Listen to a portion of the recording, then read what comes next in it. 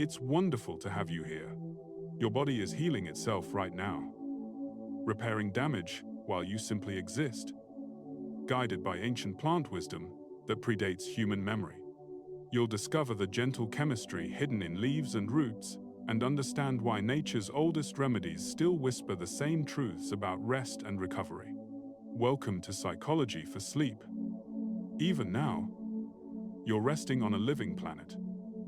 Forests breathing oxygen, herbs releasing their gentle fragrances into evening air, roots drawing minerals from soil that's nurtured life for millions of years. Connect with this world supporting you. We'll discover 100 nature facts about Earth's botanical wisdom, from underground chemistry transforming simple plants into medicine, to leaves that evolved alongside human sleep, to ancient knowledge encoded in every petal and stem. These calm explorations of Earth's wisdom plant seeds of tranquility in restless hearts.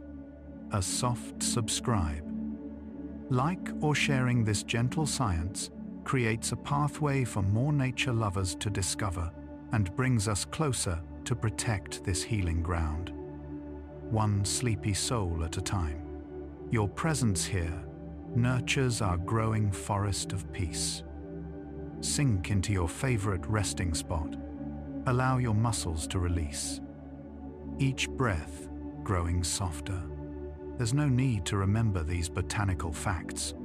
Just notice that warm, drowsy calm washing over you, like gentle ocean waves pulling back from shore, each one drawing you deeper into restful, effortless sleep. Close your eyes and breathe deeply. You're resting where ancient trees whisper secrets of eternal wisdom. Let your mind sink with nature's calm. And now we begin. Humans and medicinal herbs have shared a relationship spanning at least 60,000 years. Archaeological evidence from Neanderthal burial sites in present-day Iraq reveals pollen from plants, including yarrow and marshmallow, species still used in herbal medicine today. This suggests our ancestors recognized healing properties in specific plants long before written history. The relationship deepened as humans transitioned to settled agriculture roughly 12,000 years ago, allowing deliberate cultivation of beneficial herbs. Recent genetic studies show that many common medicinal plants contain compounds that interact precisely with human neurochemistry, suggesting a co-evolutionary dance where plants developed chemicals to deter pests that coincidentally calm human nervous systems. This ancient partnership between plant and person continues in your cup of evening tea, in the lavender on your pillow, in traditions passed through countless generations seeking rest. The term medicinal herb describes any plant containing bioactive compounds, molecules that produce measurable physiological effects when consumed or applied. According to the World Health Organization, approximately 80% of the global population still relies on plant-based medicine as a primary healthcare resource. What distinguishes medicinal herbs from other plants is concentration. A single chamomile flower contains over 120 different chemical compounds, but only a handful, primarily Apigenin, bisabolol, and chamazoline, produce the calming effects people seek. The United States Pharmacopoeia currently recognizes roughly 300 plant species as having standardized medicinal applications. Research confirms that many traditional herbs contain compounds with verifiable pharmacological activity, though concentration varies dramatically based on growing conditions, harvesting methods, and preparation techniques. The definition continues to evolve as modern science validates or questions centuries-old practices. Plant compounds that promote relaxation typically work through several mechanisms in the human brain. The most common pathway involves gamma-aminobutyric acid, or GABA, the brain's primary inhibitory neurotransmitter. When GABA binds to receptors on nerve cells, it reduces neuronal excitability, producing feelings of calm. Many sleep-promoting herbs contain molecules that either mimic GABA's structure, enhance its effectiveness, or prevent its breakdown. Research demonstrates that compounds like Apigenin from chamomile can bind to the same receptor sites as prescription medications, though with much gentler effects and no evidence of dependency. Other herbs work through different channels. Some influence melatonin production, others reduce cortisol levels, and some affect serotonin pathways. The remarkable finding is how many plants independently evolved chemicals that happen to interact beneficially with human neurochemistry, creating natural pharmacology before humans understood chemistry existed. Chamomile, scientifically known as Matricaria chamomilla, contains a flavonoid called apigenin as its primary active compound. Research shows that apigenin binds to benzodiazepine receptors in the brain, the same sites targeted by anti-anxiety medications, but with significantly milder effects. Clinical studies have found that chamomile extract may reduce anxiety symptoms, notably over several weeks of consistent use. The flower also contains bisabolol, an anti-inflammatory compound, and chamazulane, which gives chamomile its blue color when distilled. The German Commission E, Europe's regulatory body for herbal medicine, has officially approved chamomile for treating restlessness and mild insomnia based on decades of clinical evidence. The plant's effect appears cumulative. Regular use over several weeks produces more pronounced benefits than single doses, suggesting it gently recalibrates nervous system sensitivity rather than forcing immediate sedation. Lavender, Lavandula angustifolia, owes much of its relaxing effect to a terpene alcohol called linalool, which comprises approximately 30 to 50% of lavender essential oil, depending on growing conditions. Research demonstrates that inhaling linalool vapor reduces activity in the sympathetic nervous system, responsible for fight or flight responses, while increasing parasympathetic activity associated with rest and digestion. Brain imaging studies show that linalool exposure decreases activity in the amygdala, the brain region processing fear and stress. Analysis of clinical trials found that lavender aromatherapy improved sleep quality in approximately 2/3 of participants across diverse populations, including postpartum mothers, elderly care residents, and hospitalized patients. The compound also appears in smaller amounts in basil, mint, and coriander. What makes lavender particularly effective for sleep is the combination of inhalation and absorption. The molecule is small enough to cross the blood-brain barrier within minutes of breathing it in. Valerian root, from Valeriana officinalis, has appeared in medical texts since ancient Greece and Rome, where physicians, including Hippocrates, described its use for insomnia.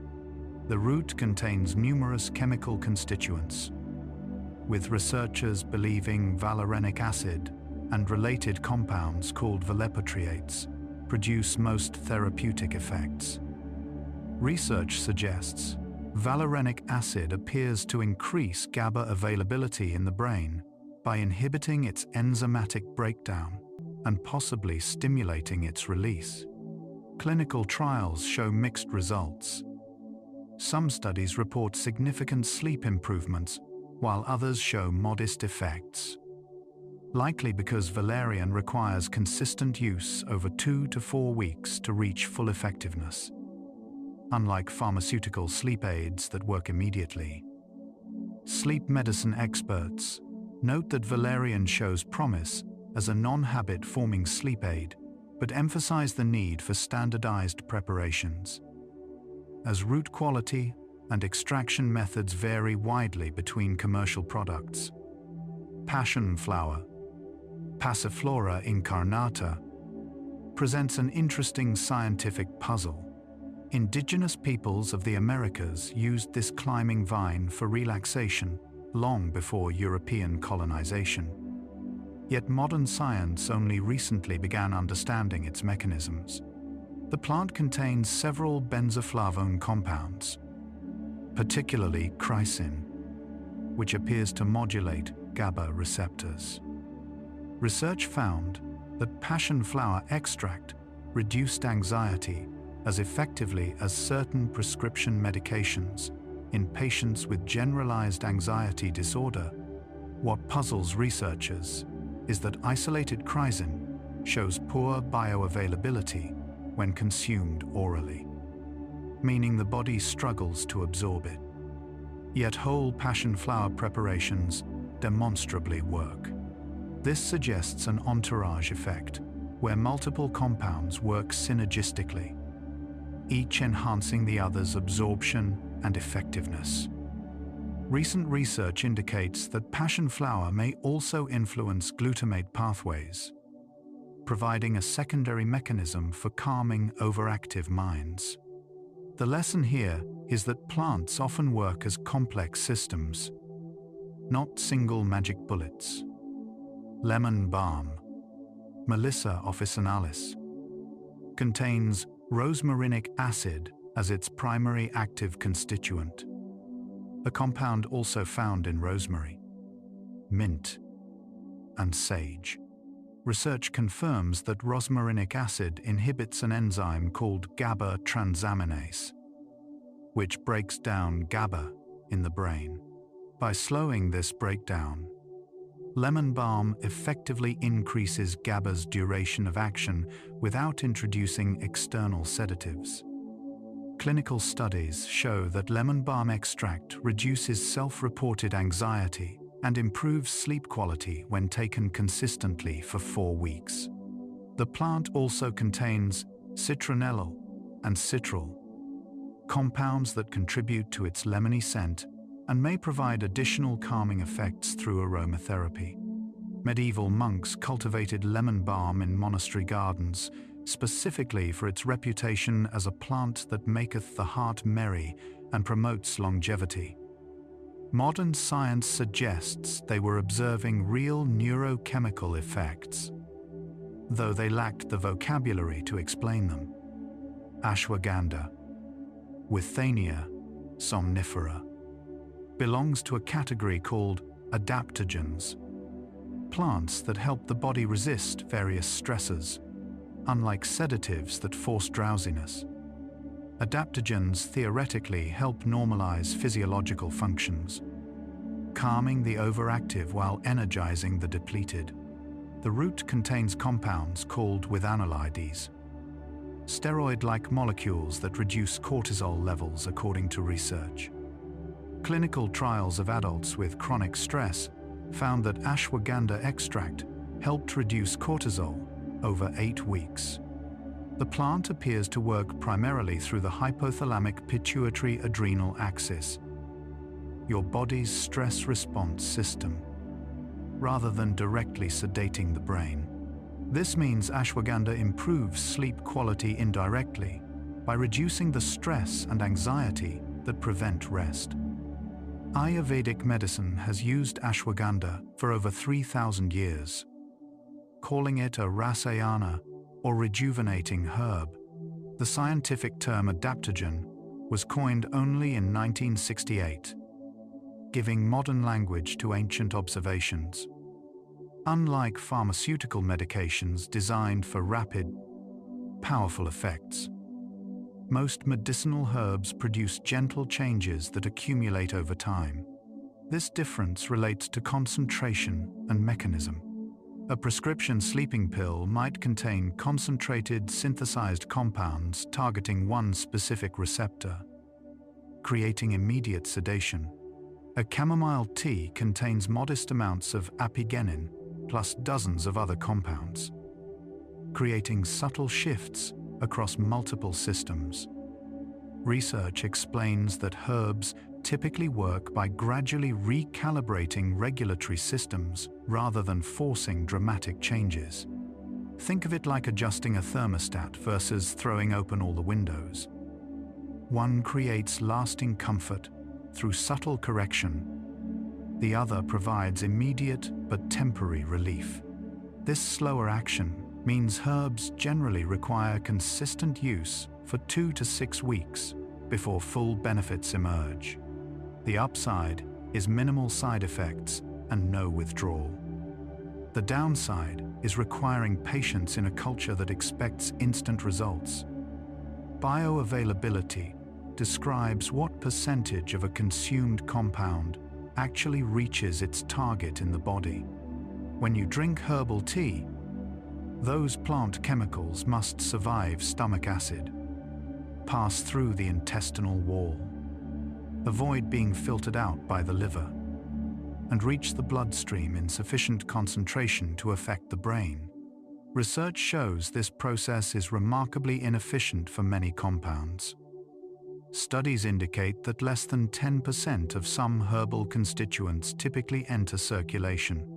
However, this doesn't mean herbs are ineffective. It means understanding preparation matters enormously.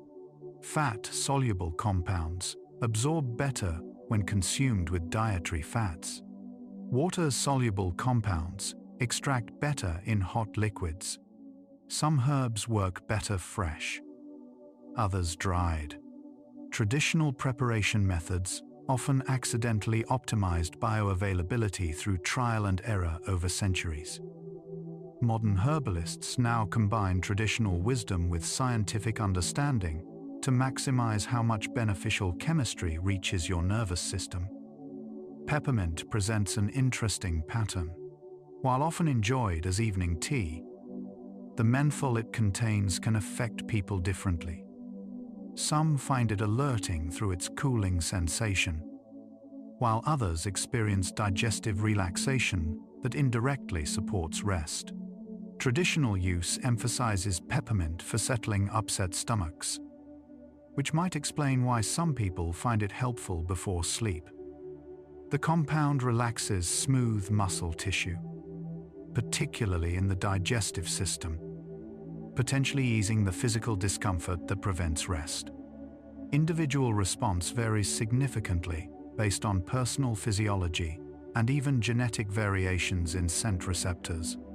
This variability reminds us that not all traditional bedtime herbs work universally as sedatives. What soothes one person might invigorate another. This is why herbalism traditionally emphasized personalized approaches rather than one-size-fits-all prescriptions. Holy basil, called tulsi in Sanskrit, Ocimum sanctum, holds sacred status in Ayurvedic medicine and Hindu tradition, where it's been cultivated for over 5,000 years. Modern research reveals specific biochemistry behind its revered status. The plant contains ursolic acid, eugenol, and rosmarinic acid, compounds that reduce cortisol levels and modulate stress responses. Research found that tulsi extract normalized stress-induced changes in brain chemistry, including neurotransmitters like serotonin and dopamine.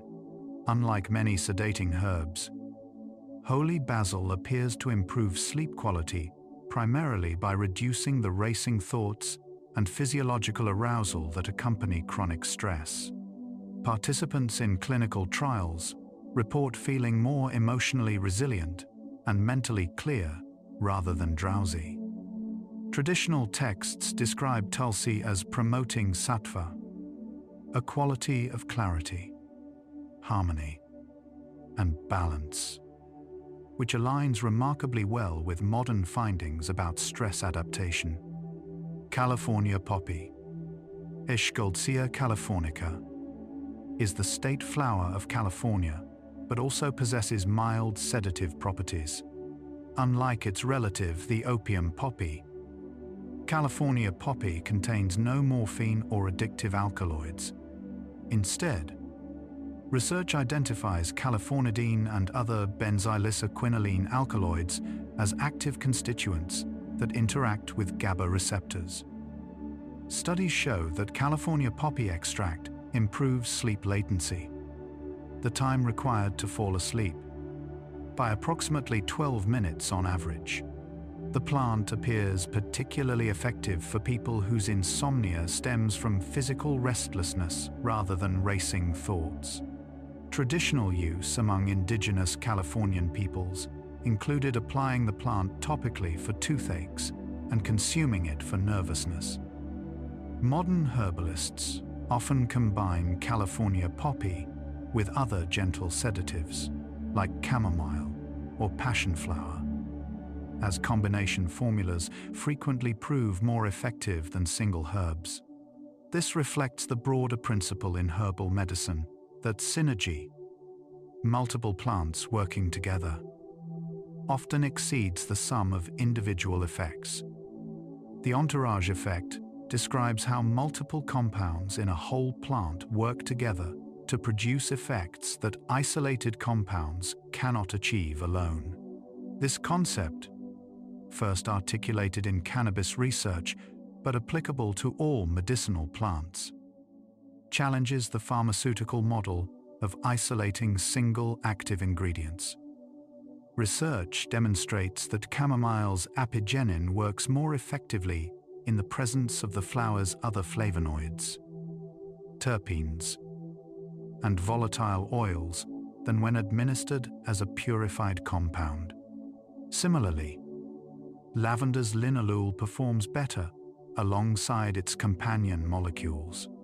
Scientists speculate that secondary compounds may improve absorption, prevent rapid metabolism, or activate complementary pathways that enhance primary effects. This explains why many clinical trials comparing whole herb extracts to isolated constituents find whole herbs more effective, despite containing lower concentrations of the supposed active ingredient. The entourage effect suggests that plants evolved as integrated systems, and breaking them into parts may sacrifice therapeutic value for biochemical simplicity. Hops. Humulus lupulus, known primarily for flavoring beer, contains prenylated flavonoids and bitter acids that promote sleep. The compound 2-methyl-3-butan-2-ol, formed during hops aging, demonstrates sedative properties in laboratory studies. Research found that hops extract reduced sleep latency and improved sleep quality when combined with valerian root, though hops alone showed modest effects. Interestingly, the relaxation effect from hops may relate partially to its phytoestrogen content, plant compounds that weakly mimic estrogen. This could explain why some studies find stronger sleep benefits in women, particularly during hormonal transitions like menopause. Traditional European medicine used hops-filled pillows to promote sleep, a practice that persists in some regions. The aroma alone may provide benefits through aromatherapy pathways. Modern sleep supplements often combine hops with other herbs, recognizing that its gentle effects work best as part of a broader botanical strategy rather than a standalone solution. Magnolia bark, used in traditional Chinese medicine for over 2,000 years, contains two primary biphenolic compounds, honokiol and magnolol. Research shows that honokiol modulates GABA receptors while also affecting serotonin pathways, providing dual mechanisms for anxiety reduction and sleep promotion. Unlike many sedating herbs that work exclusively through calming mechanisms, honokiol also demonstrates neuroprotective properties, potentially protecting brain cells from stress-induced damage. Clinical trials in East Asia found that magnolia bark extract helped reduce cortisol levels and improved sleep quality scores over several weeks. The compound appears particularly effective for people whose sleep issues stem from anxiety rather than simple restlessness. Traditional Chinese medicine theory classified magnolia bark as an herb that calms the spirit and quiets anxiety. Language that accurately describes measured neurochemical effects. The bark's effectiveness has led to its inclusion in numerous modern sleep supplements. Catnip, Nepeta cateria, famously excites cats, but generally calms humans, demonstrating how the same chemical compounds affect different species differently. The plant contains nepetalactone, a compound that binds to feline pheromone receptors, creating temporary euphoria in cats. In humans, catnip shows mild sedative properties, similar to chamomile, working primarily through compounds that support GABA activity. Historical records show European settlers using catnip tea for restlessness and digestive upset long before its effect on cats became widely known. Research confirms that catnip extract produces measurable relaxation in human subjects, though effects are gentle and work best for mild nervousness rather than severe anxiety or insomnia.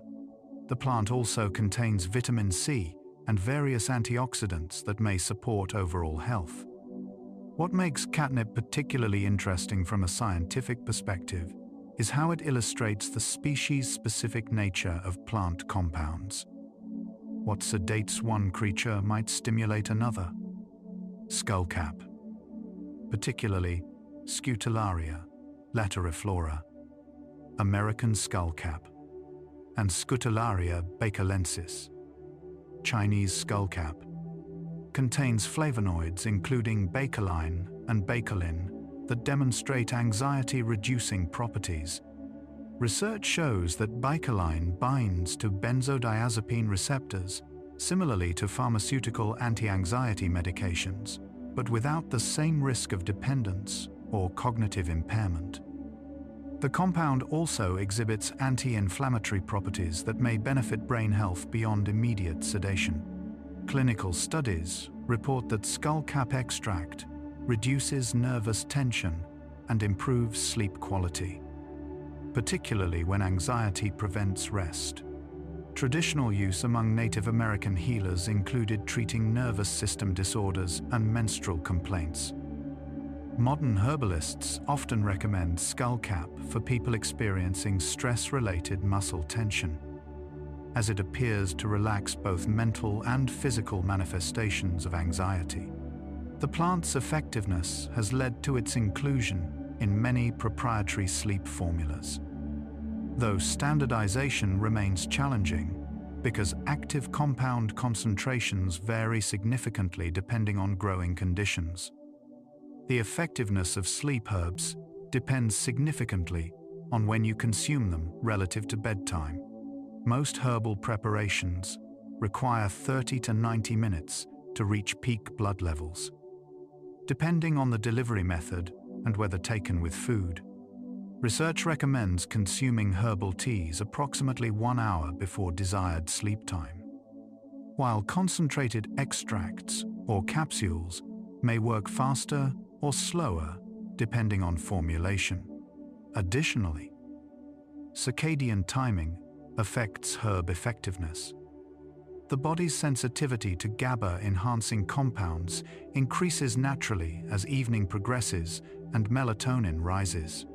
Taking sleep herbs too early may waste their peak effect before you're ready to sleep, while taking them too late means you're fighting to stay awake through the onset period. Consistency also matters. Research shows that taking herbs at the same time each evening creates a conditioned relaxation response. where the ritual itself begins signaling the body that sleep approaches. Recent research reveals that many sleep-promoting herbs work partially through the gut microbiome rather than directly affecting the brain. The gut-brain axis, the bidirectional communication system between digestive and nervous systems, responds to plant compounds that influence gut bacteria composition and metabolism. Research found that certain herbal polyphenols promote growth of beneficial bacteria that produce GABA and serotonin precursors, indirectly affecting mood and sleep. Chamomile, for instance, demonstrates prebiotic effects, feeding helpful bacteria while its Apigenin simultaneously affects brain receptors. This dual mechanism may explain why some people experience gradual but sustained improvements in sleep quality with herbal use. Not just immediate sedation, but actual shifts in the gut ecosystem that supports better neurotransmitter balance. The discovery suggests that some traditional herbal preparations, particularly those involving fermentation or specific combinations, may have accidentally optimized gut-brain effects. It also means that people with compromised gut health might respond differently to sleep herbs. Medicinal plant compounds vary seasonally, meaning herbs harvested at different times produce different therapeutic effects. Research shows that many sleep-promoting compounds peak during specific growth stages or seasons. Valerian root contains highest valerianic acid concentrations when harvested in autumn, after the plant has flowered and begun storing energy for winter. Lavender's essential oil content peaks just before the flowers fully open, typically in early summer. These variations stem from the plant's own biological cycles. Many medicinal compounds evolved as defense mechanisms against pests or environmental stress, so they concentrate when threats are highest. Traditional herbalists recognized these patterns through observation, creating complex harvesting calendars that modern science now validates. Commercial herb products attempt to standardize potency through controlled growing conditions and careful timing. But wild harvested herbs show more dramatic seasonal variation. This means that spring chamomile may differ noticeably from autumn chamomile, though both provide benefits. The temperature and duration of water extraction dramatically affect which compounds enter your herbal tea. Different plant chemicals have different solubility properties. Some release readily in lukewarm water, others require boiling, and some actually break down when overheated. Research shows that chamomile's apigenin extracts well at temperatures just below boiling, maintained for at least 5 minutes. Valerian root requires longer steeping, up to 15 minutes, to release fat-soluble compounds. Delicate flowers like lavender lose volatile oils if water boils vigorously, so they benefit from slightly cooler water and covered steeping to prevent evaporation.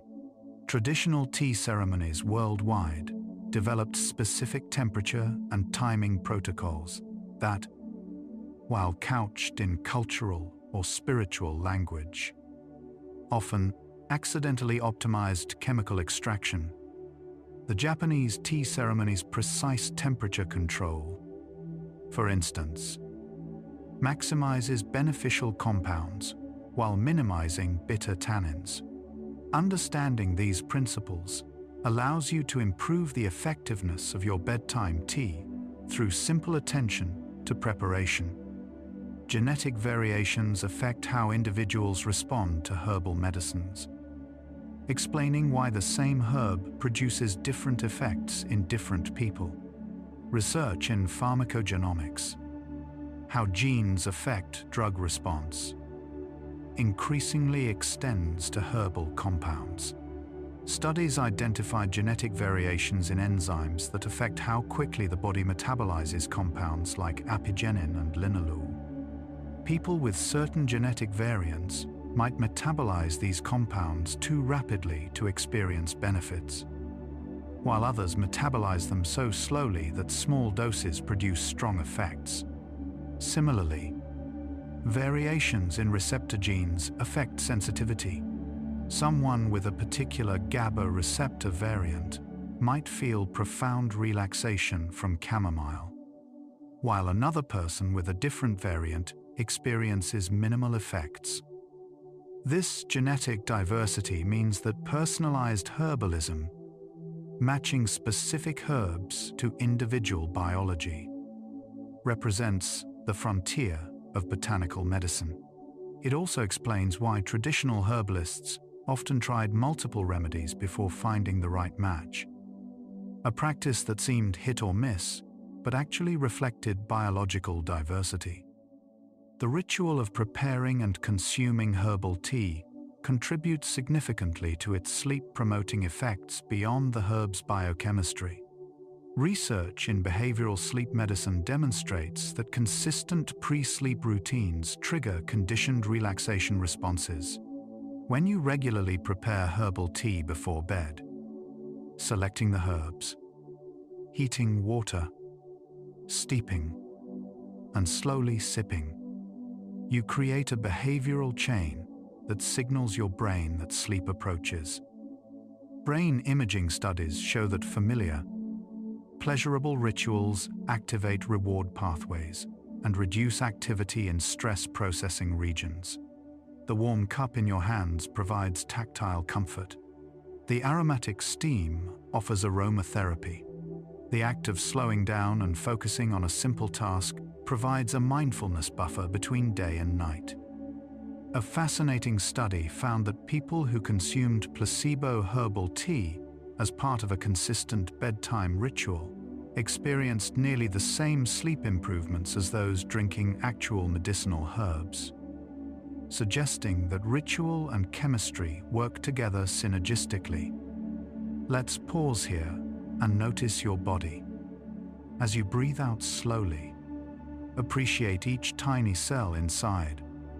Trillions of organisms working in silence, heart beating, lungs breathing, brain thinking, all without your command. Notice the gentle sensations on your skin, in your muscles, along your spine. You are a complete ecosystem, diverse, self-balancing. Feel the support beneath you, the earth holding you steady, like roots drawing nutrition from deep soil. You're drawing rest from this quiet moment. Herbs don't force healing. They support what your body already knows how to do, and your body knows how to rest. Now we continue. Blue vervain. Verbena hastata was considered a sacred plant in many indigenous North American traditions and appears in European herbalism as well. The plant contains glycosides and volatile oils that traditional herbalists classified as nerve tonics, substances that gradually strengthen and balance the nervous system rather than providing immediate sedation. Modern research, though limited, suggests vervain may reduce muscle tension and mental fatigue. Small pilot studies found that vervain extract helped reduce self-reported stress levels over 6 weeks. The plant demonstrates the principle of tonic herbs, those that work gradually through regular use rather than producing immediate, dramatic effects. Traditional use emphasized long-term nervous system support, particularly for people experiencing exhaustion from chronic stress. While clinical research remains sparse compared to more popular herbs, vervain exemplifies how many traditional remedies still await thorough scientific investigation. Oat straw, harvested from the milky stage of Avena sativa. Common oats, contains compounds quite different from the grain we eat as oatmeal. The fresh plant material is rich in minerals including magnesium, calcium, and silica, plus B vitamins and alkaloids like gramine and avenine. Herbalists classify oat straw as a nervine, a plant that nourishes and supports the nervous system. Research suggests that mineral deficiencies, particularly magnesium, contribute to sleep disturbances and anxiety. By providing bioavailable minerals plus gentle alkaloids, oat straw may address underlying nutritional factors affecting sleep quality. Traditional herbalists recommended oat straw for nervous exhaustion, which modern practitioners might recognize as burnout.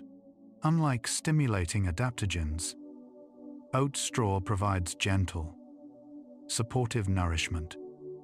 Its effectiveness builds over weeks and months rather than hours, representing the nutritive category of herbal medicine where plants work by addressing deficiencies.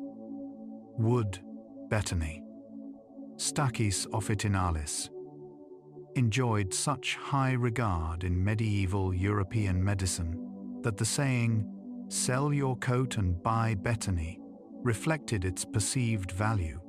Ancient Roman physician Antonius Musa wrote an entire volume on betony's virtues. The plant contains various iridoid glycosides and alkaloids, including betonicin and stachydrine. While comprehensive modern research remains limited, preliminary studies suggest it may reduce tension headaches and anxiety. Uses consistent with traditional applications. Medieval herbalists considered betony particularly valuable for head-related complaints, calling it a cephalic herb that brings clarity to clouded thinking. What makes betony interesting from a historical perspective is how it demonstrates the rise and fall of herbal popularity. Once among the most prized medicinal plants in Europe, it's now relatively obscure in mainstream herbalism. This shift reflects changing cultural values and which plants attracted research funding. Kava, Piper methysticum, presents one of herbal medicine's more complex cases.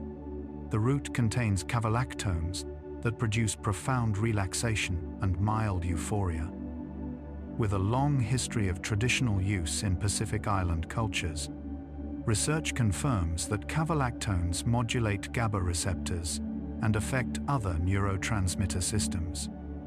However, concerns about potential liver toxicity led some countries to restrict kava products in the early 2000s. Though subsequent research suggested that toxicity risks related to specific preparations, particularly those using aerial plant parts rather than traditional peeled root preparations. Recent analyses suggest that when prepared traditionally, water extraction of peeled lateral roots, kava appears relatively safe for short-term use. The kava story illustrates useful principles. Traditional preparation methods often evolved to maximize benefits while minimizing risks.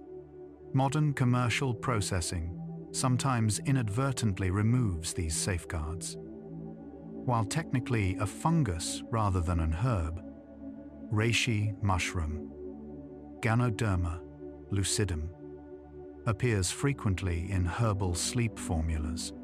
Traditional Chinese medicine calls it the mushroom of immortality, used for over 2,000 years to promote calm, longevity, and spiritual centering.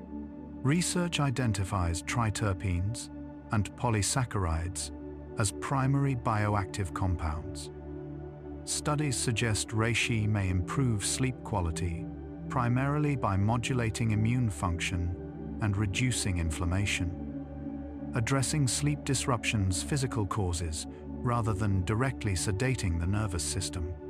Reishi also shows adaptogenic properties, helping the body maintain homeostasis under stress. Unlike quick-acting sleep herbs, Reishi's benefits typically emerge after several weeks of consistent use. Traditional preparation involves simmering the tough, woody mushroom for hours to extract water-soluble compounds.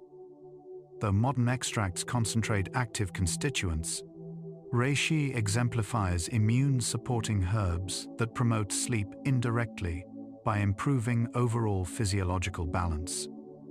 Milky oat tops, harvested from Avena sativa when the seed is in the milky stage, soft enough to squeeze milky latex, offer different properties than mature oat straw. This brief harvest window captures unique compounds including avenanthramides, antioxidants, and gramine alkaloids. Herbalists prize milky oats for supporting depleted nervous systems, particularly after periods of intense stress or trauma. Unlike sedating herbs that force relaxation, milky oats appear to rebuild nervous system resilience over time. Think of it as nutrition for frayed nerves rather than a sleep drug. Research remains limited but promising, with preliminary studies suggesting benefits for stress-related nervous system depletion. Traditional use emphasized long-term tonic effects, taking milky oat tincture daily for months to gradually restore nervous system health rather than expecting immediate sleep benefits. This patience reflects a different healing paradigm, the belief that true health comes from restoring balance.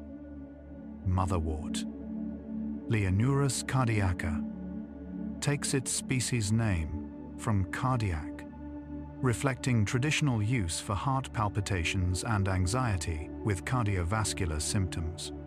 The plant contains leonurin, stachydrine, and various glycosides. While comprehensive sleep research is limited, studies suggest motherwort may reduce anxiety, particularly when accompanied by rapid heartbeat or chest tightness. Traditional Western herbalism considered motherwort especially valuable for menopausal women experiencing sleep disruption from hot flashes and palpitations. Chinese medicine has used a related species for centuries in women's health applications. The plant demonstrates a concept. Some herbs work better for specific subtypes of insomnia.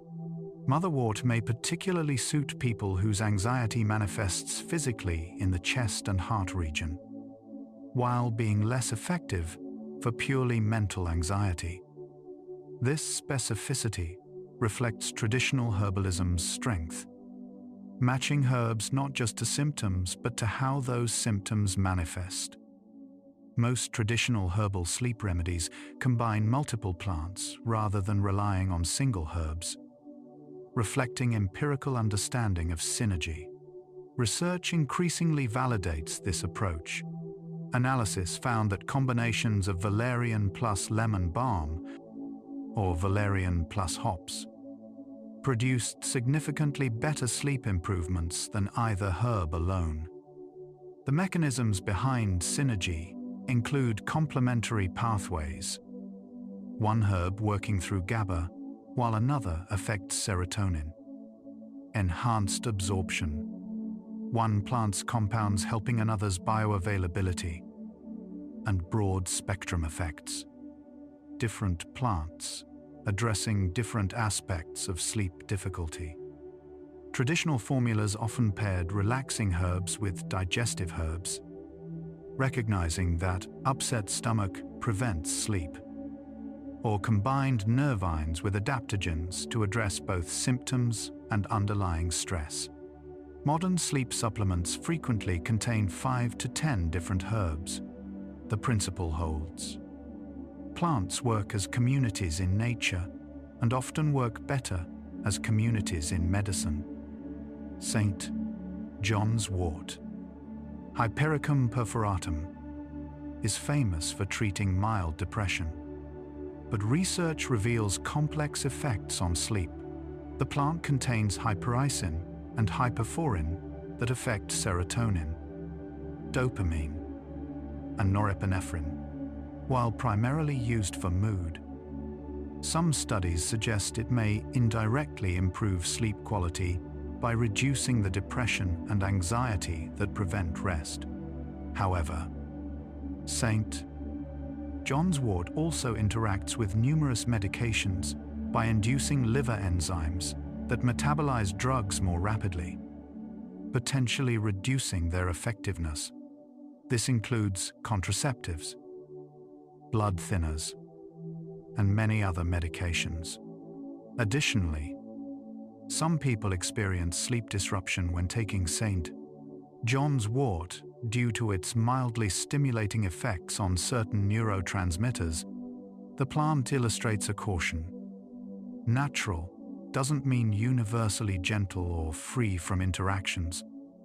Some herbs exert powerful effects that must be respected and used carefully. Blue lotus, Nymphaea caerulea, holds significance in ancient Egyptian culture, appearing in hieroglyphics and art as a symbol of rebirth. The flower contains aporphine and nuciferine, alkaloids that may produce mild euphoria and altered consciousness.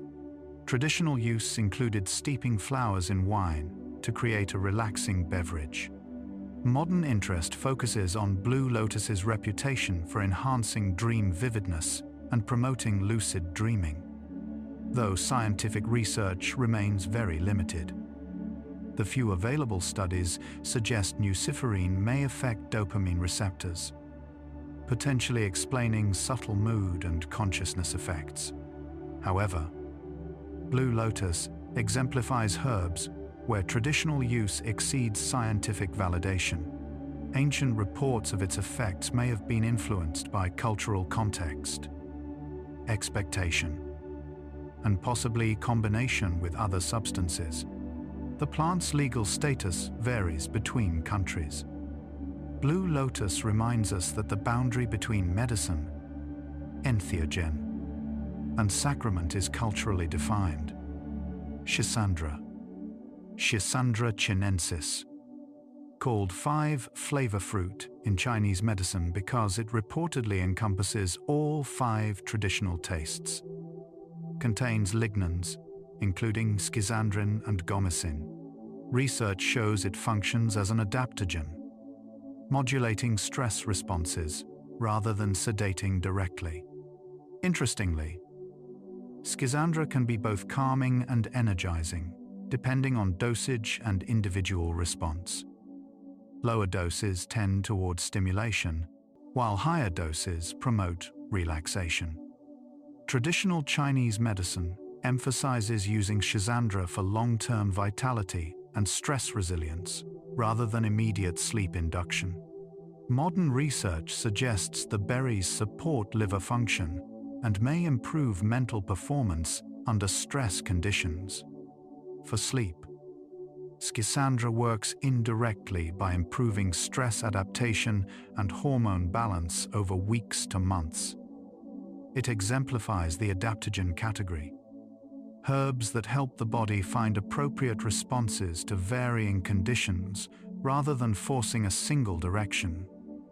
Linden flower, from Tilia species, produces a sweet, honey-scented tea used throughout Europe for relaxation and mild sleep support. The flowers contain flavonoids, volatile oils, and mucilage. While specific sleep research is limited, traditional use spans centuries, with linden tea considered safe enough for children and elderly people. The plant demonstrates mild sedative and anxiolytic properties, working gently through multiple compounds rather than one dominant chemical. Germany's Herbal regulatory body approves linden flower for restlessness and sleep disturbances. The pleasant taste and aroma contribute to its popularity. Compliance with herbal medicine improves when remedies taste good. Linden also contains compounds that may reduce blood pressure slightly and ease tension headaches.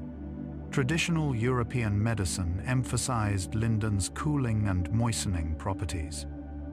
Language that seems quaint, but may reflect observed anti-inflammatory effects.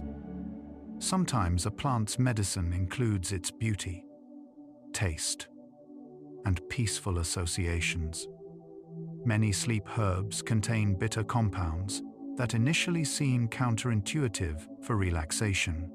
However, research shows that bitter substances affect digestive function and may indirectly support sleep.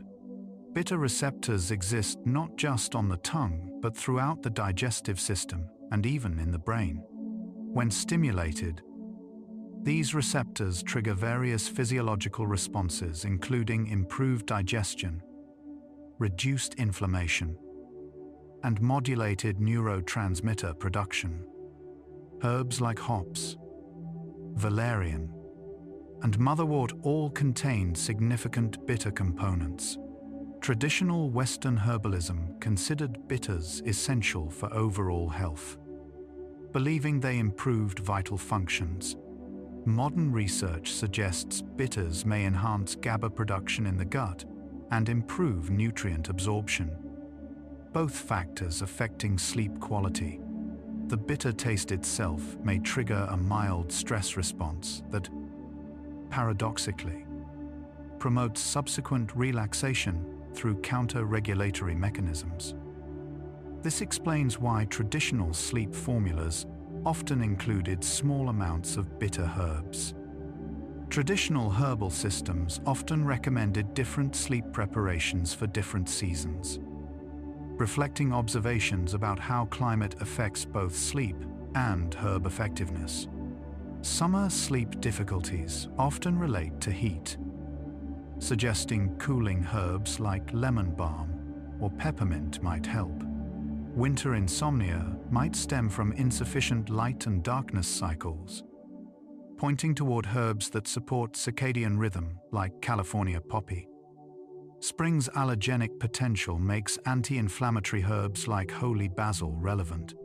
While scientific research hasn't specifically validated seasonal herbal selection, the principle aligns with chronobiology.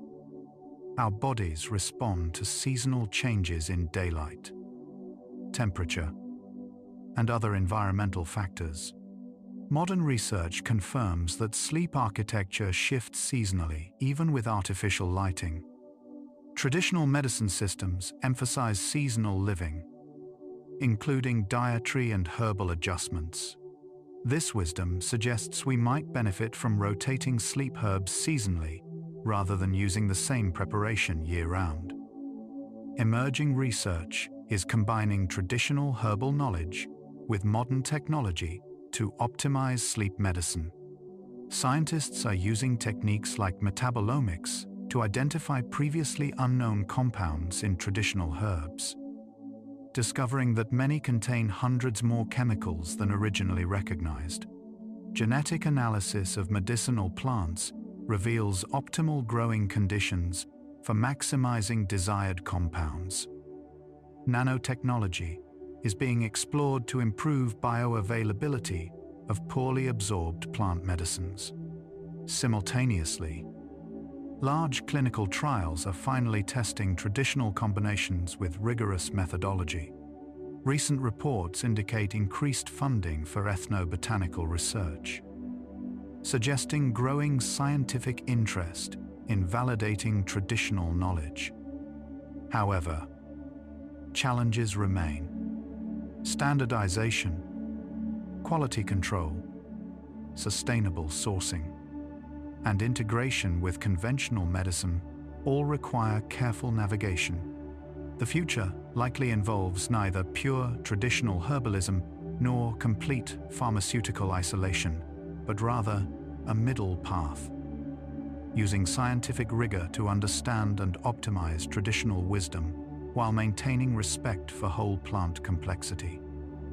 If you're still awake, still listening to Earth's secrets, that means curiosity hasn't fully rested yet. And that's okay. Take a gentle breath, feel the weight of your body on the bed, grounded like ancient stone. We're wandering through nature's quiet wisdom together, discovering how plants have whispered the same healing truths for thousands of years. And we'll keep going. Slowly, softly, like roots growing deeper into peaceful soil. No rush, just steady presence.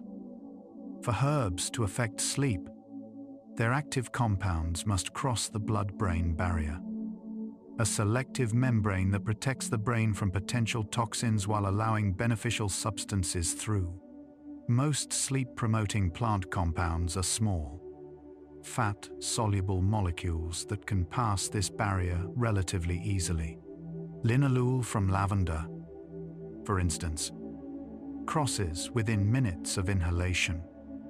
Apigenin from chamomile enters more slowly through digestion, but eventually reaches brain tissue in measurable concentrations. Some compounds work indirectly without entering the brain at all. They affect gut bacteria or immune cells that then signal the brain through various pathways. Advanced neuroimaging can now actually watch certain herbal compounds entering brain tissue and binding to receptors in real time.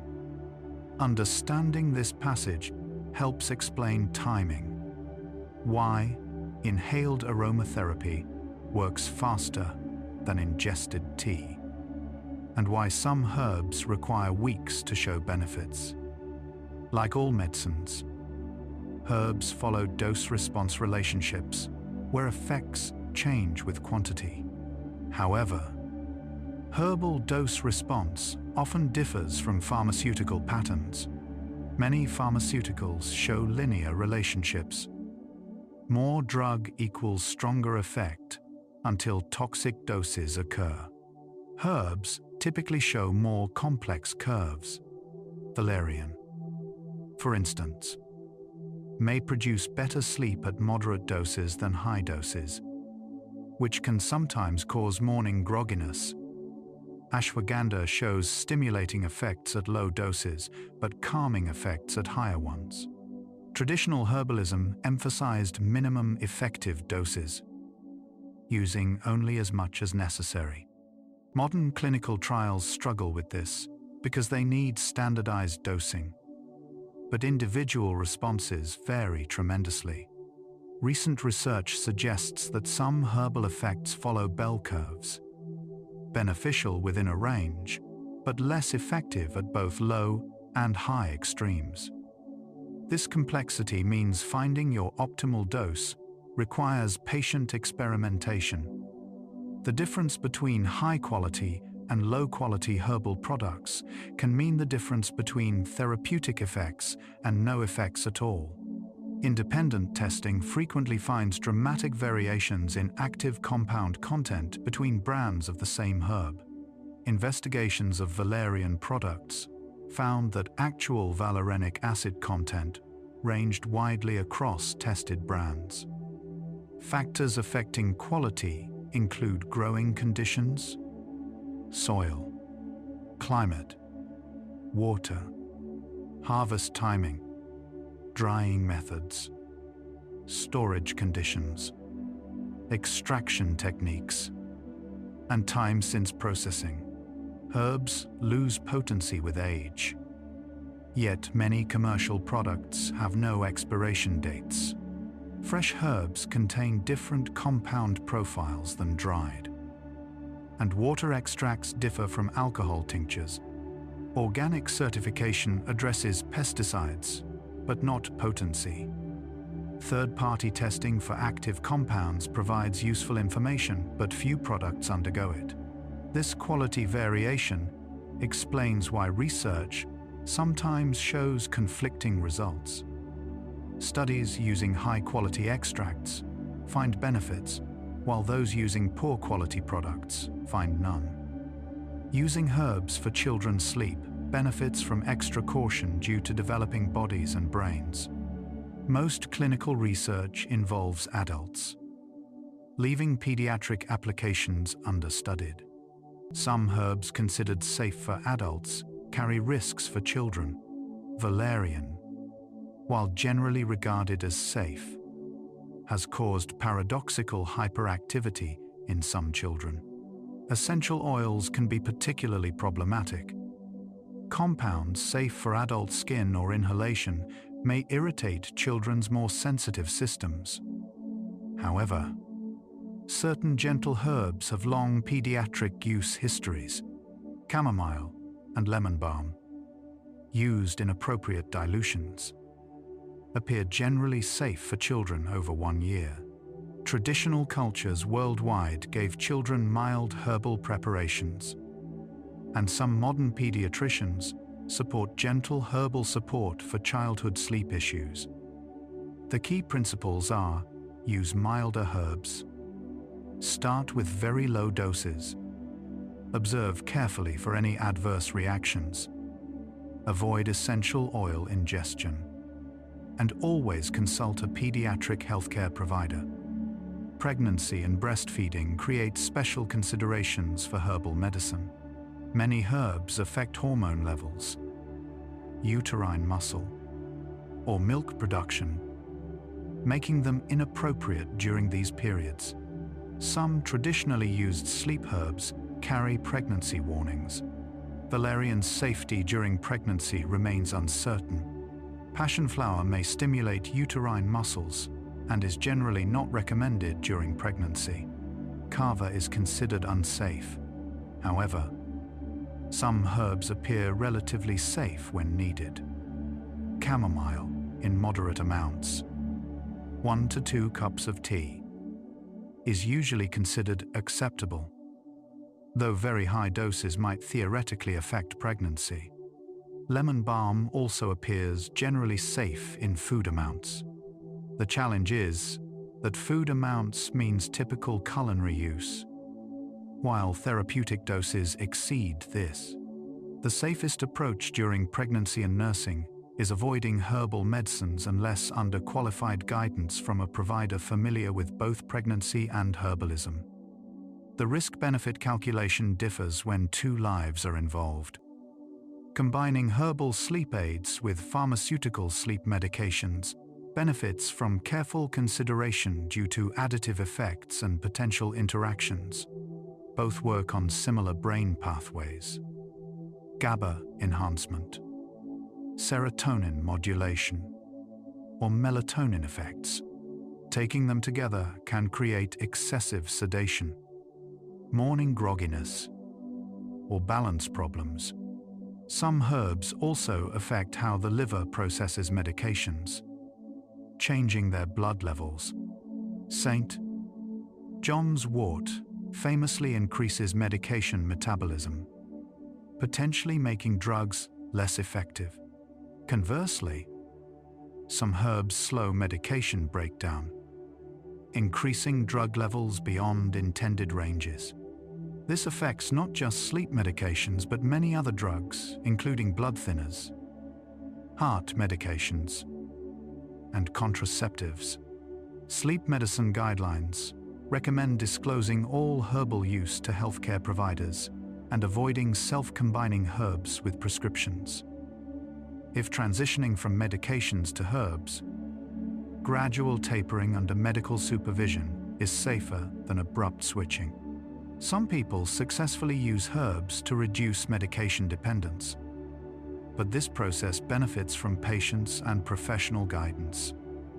Research consistently shows significant placebo responses in sleep studies. People improve simply from believing they're receiving treatment. This doesn't diminish herbal medicine's value. Rather, it suggests that belief and biochemistry work together. A fascinating study found that people who believed in herbal medicine responded better to sleep herbs than skeptics, even when both groups received identical preparations with verified active compounds. This suggests that mindset affects how the body processes plant medicines. Traditional healers understood this, often embedding herbal treatment within ceremonies, stories, and rituals that enhanced belief and expectation. Modern medicine sometimes dismisses this as just placebo. But emerging research shows placebo effects involve real biochemical changes, neurotransmitter release, immune modulation, and altered brain activity. Perhaps the question isn't whether herbs really work versus placebo, but rather how we can maximize both pharmacological and psychological healing factors. Growing demand for medicinal herbs raises sustainability questions. Several traditionally used sleep herbs face over-harvesting pressure. Even common herbs like chamomile depend on habitats increasingly threatened by development. Recent conservation reports indicate that 15% of medicinal plant species face some extinction risk. Traditional ecological knowledge often included sustainable harvest practices, taking only certain proportions of plants, rotating collection sites, and offering prayers or thanks that enforced mindful, limited taking. Modern commercial demand sometimes ignores these practices, creating supply chain problems that threaten both plants and traditional communities. Consumers can support sustainability by choosing organically cultivated herbs over wild harvested ones when possible, buying from companies committed to ethical sourcing, and recognizing that using less expensive local herbs rather than exotic species helps reduce pressure on threatened populations. The herbs we use tonight should still be available for future generations seeking rest. As herbal medicine gains mainstream popularity, questions arise about cultural appropriation, using traditional knowledge without acknowledgement, permission, or benefit to source communities. Many sleep herbs come from indigenous pharmacopoeias developed over millennia. When corporations patent compounds derived from traditional remedies, or when herbal products generate profit without compensating traditional knowledge keepers, it raises ethical concerns. International protocols attempt to ensure fair benefit sharing when traditional knowledge contributes to commercial products. But enforcement remains challenging. The alternative is cultural appreciation, learning from traditional systems with respect, attribution, and reciprocity. This means acknowledging where herbal knowledge originates, supporting indigenous herbalists and communities, and recognizing that extraction of active compounds into pills sometimes strips away the cultural context that made the medicine meaningful. When we use ashwagandha, we benefit from thousands of years of Ayurvedic knowledge. Respectful use involves recognizing these origins. Perhaps the most useful principle in using herbs for sleep is learning to read your body's changing needs rather than following rigid routines. Herbs might work brilliantly one month and seem ineffective the next due to seasonal changes, stress levels, diet shifts, or medication adjustments. Your sleep itself varies naturally. Deeper in winter, lighter in summer, disrupted during full moons. For some people, traditional herbalism emphasized this fluid approach, adjusting preparations based on ongoing observation of patterns over time. Modern science seeks universal protocols, but herbalism may work best when personalized to your current state. Notice patterns. Do you need stronger support during stressful weeks? Does chamomile work better in cold months while peppermint suits summer? Does your body respond differently to the same herb at different times in your cycle? This awareness makes you both gardener and garden, tending your own changing landscape with appropriate seasonal care. And imagine, even when everything seems empty, space is always full of waves, vibrations, invisible energy. The space inside and around you is never truly empty. Think of the soil beneath a garden. seemingly still, but alive with microscopic life. Roots exchanging nutrients. Fungi connecting separate plants into a single network.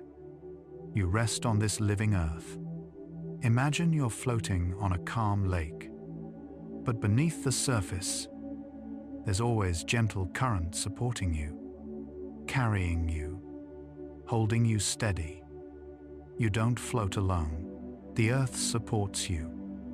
The herbs you've learned about grew from this same soil, drew from these same minerals, breathed this same air. You share substance with the plants that heal you.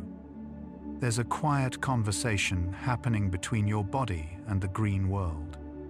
Ancient, wordless, chemical. Now we continue the journey. Wildcrafting, gathering herbs from their natural habitat, connects you directly to plant medicine's source. Traditional herbalists walked familiar landscapes, learning where each plant grew, when to harvest, how to take only what they needed. This practice taught ecology, seasonal awareness, and respect for limits. Modern wildcrafting faces challenges. Many wild areas shrink under development. Pollution affects plant quality. Overharvesting threatens species. Yet when done mindfully, wildcrafting offers profound medicine beyond the herbs themselves. Time in nature, physical movement, direct relationship with the land. Research shows that time outdoors reduces cortisol and improves sleep quality, independent of any herbs gathered. The act of collecting becomes part of healing, whether or not wild herbs work better chemically. The practice of gathering them offers its own rest, promoting benefits through nature connection. Many effective sleep herbs grow easily in home gardens or containers, making medicine accessible and fresh. Chamomile thrives in most climates, self-seeding readily. Lemon balm grows vigorously, sometimes too vigorously, but provides abundant fresh leaves for tea. Lavender tolerates poor soil and drought once established. California poppy reseeds annually in many regions. Growing your own herbs offers multiple advantages. You control growing methods, know exactly what you're consuming, can harvest at optimal times, and save money. The process also provides therapeutic gardening, an activity shown to reduce stress and improve sleep quality. Research indicates that touching soil exposes you to beneficial microbes that may support immune function and mental health. Tending plants throughout their growth cycle creates relationship and understanding. This knowledge deepens medicine, transforming herbs from products you consume into living beings you partner with for healing. Proper drying and storage dramatically affect herbal potency.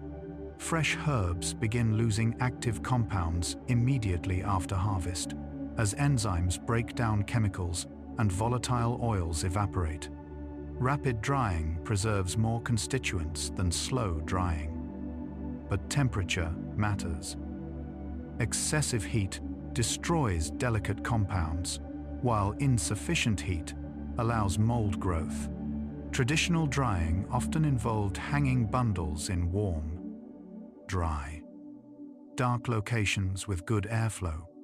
Direct sunlight degrades many compounds. Once dried, herbs need protection from light, air, heat, and moisture. Glass jars with tight lids stored in cool, dark places work well. Most dried herbs maintain potency for 6 months to 1 year, though some compounds degrade faster. Roots generally last longer than leaves and flowers. Simple tests can assess quality. Dried herbs should retain color and aroma. Faded, odorless herbs have likely lost potency.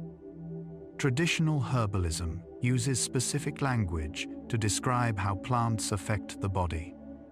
Terms like nervine, sedative, hypnotic, tonic, and adaptogen each carry distinct meanings.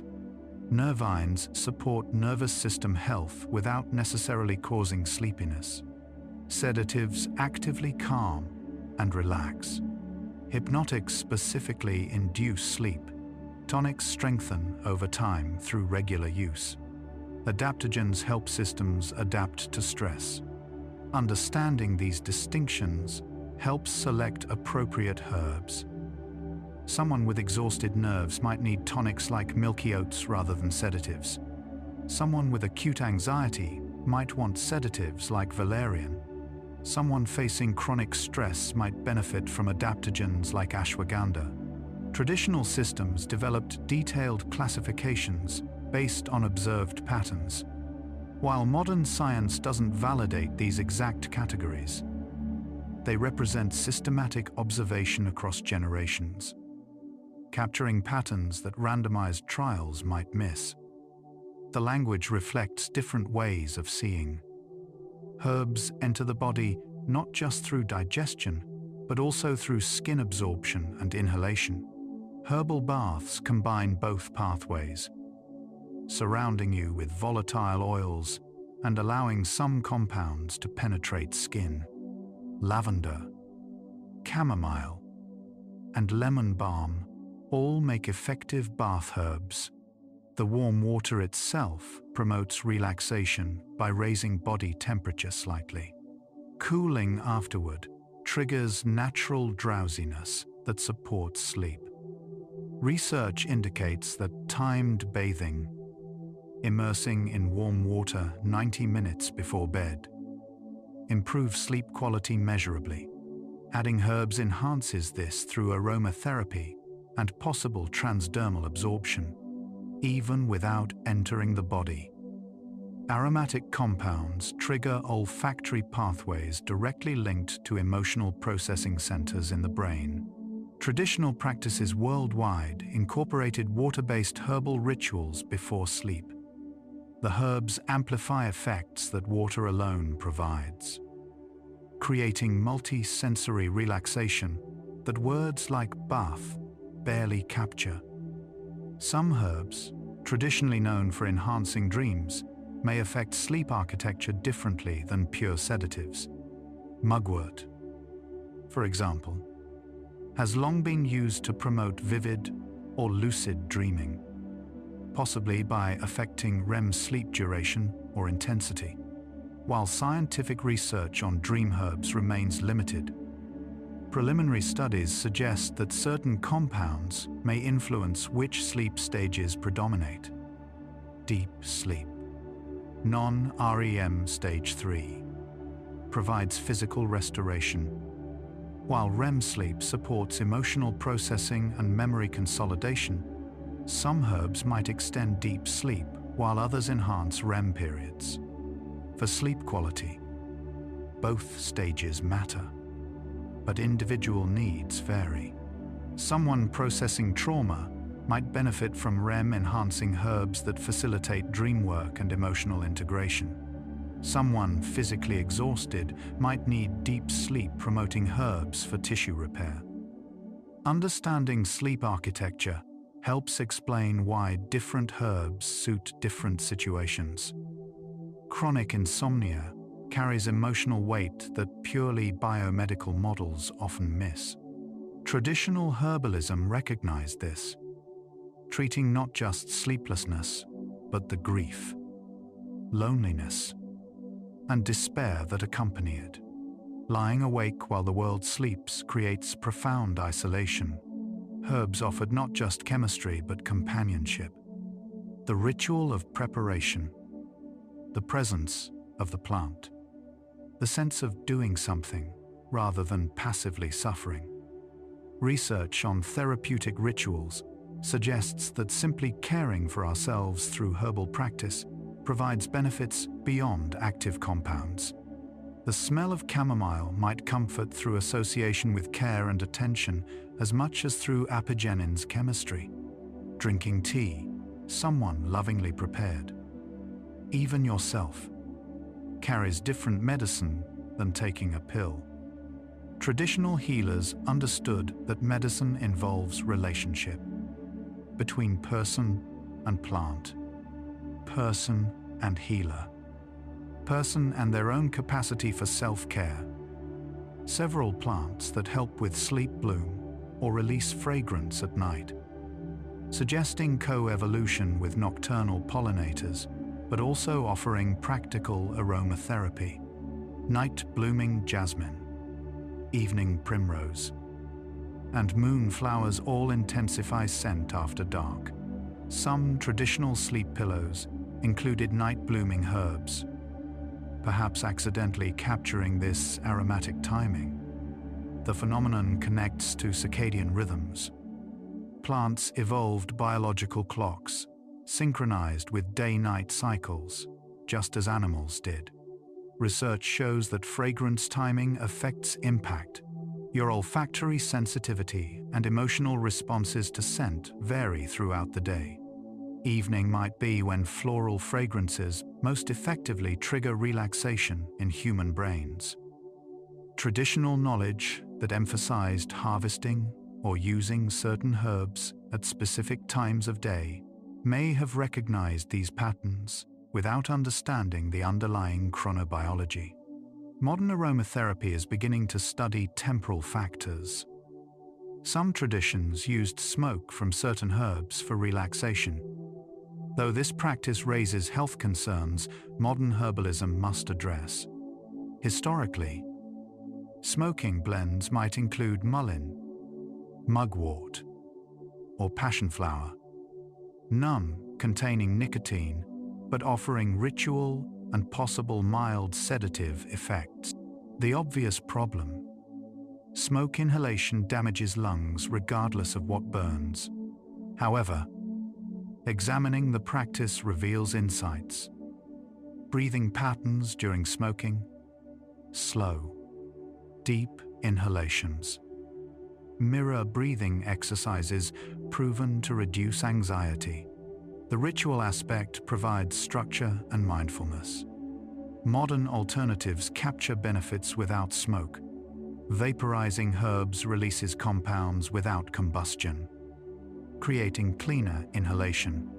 Breathing exercises using nothing but air work equally well for many people. The exploration here isn't recommending smoking, but understanding that traditional practices often addressed real needs. Immediate anxiety relief, breathing regulation, ritualized self-care, even if methods carried costs. Our olfactory system connects directly to brain regions processing emotion and memory, making scent uniquely powerful for conditioning relaxation responses. If you regularly smell lavender before sleep, your brain begins associating that scent with bedtime, potentially triggering sleepiness upon smelling it, even without lavender's direct chemistry. Research calls this olfactory conditioning. Studies found that people who used chamomile tea nightly for 4 weeks showed relaxation responses to chamomile scent alone, measured through reduced cortisol and heart rate. Even when smelling artificial chamomile fragrance with no active compounds, this suggests part of herbal effectiveness develops through repeated pairing of scent with sleep. Traditional herbalism understood this implicitly, creating consistent bedtime rituals around specific herbs. The implication is that any pleasantly scented herb used consistently might eventually work partially through conditioning rather than pure pharmacology. Older adults face unique sleep challenges, age-related changes in sleep architecture, medications affecting rest, pain interfering with comfort, and legitimate fears about nighttime falls. Many conventional sleep medications carry increased risks for elderly people. including morning grogginess that contributes to falls, cognitive impairment, and dependency. Gentle herbs offer alternatives worth considering, though caution remains necessary. The same age-related changes in drug metabolism affect herbal processing.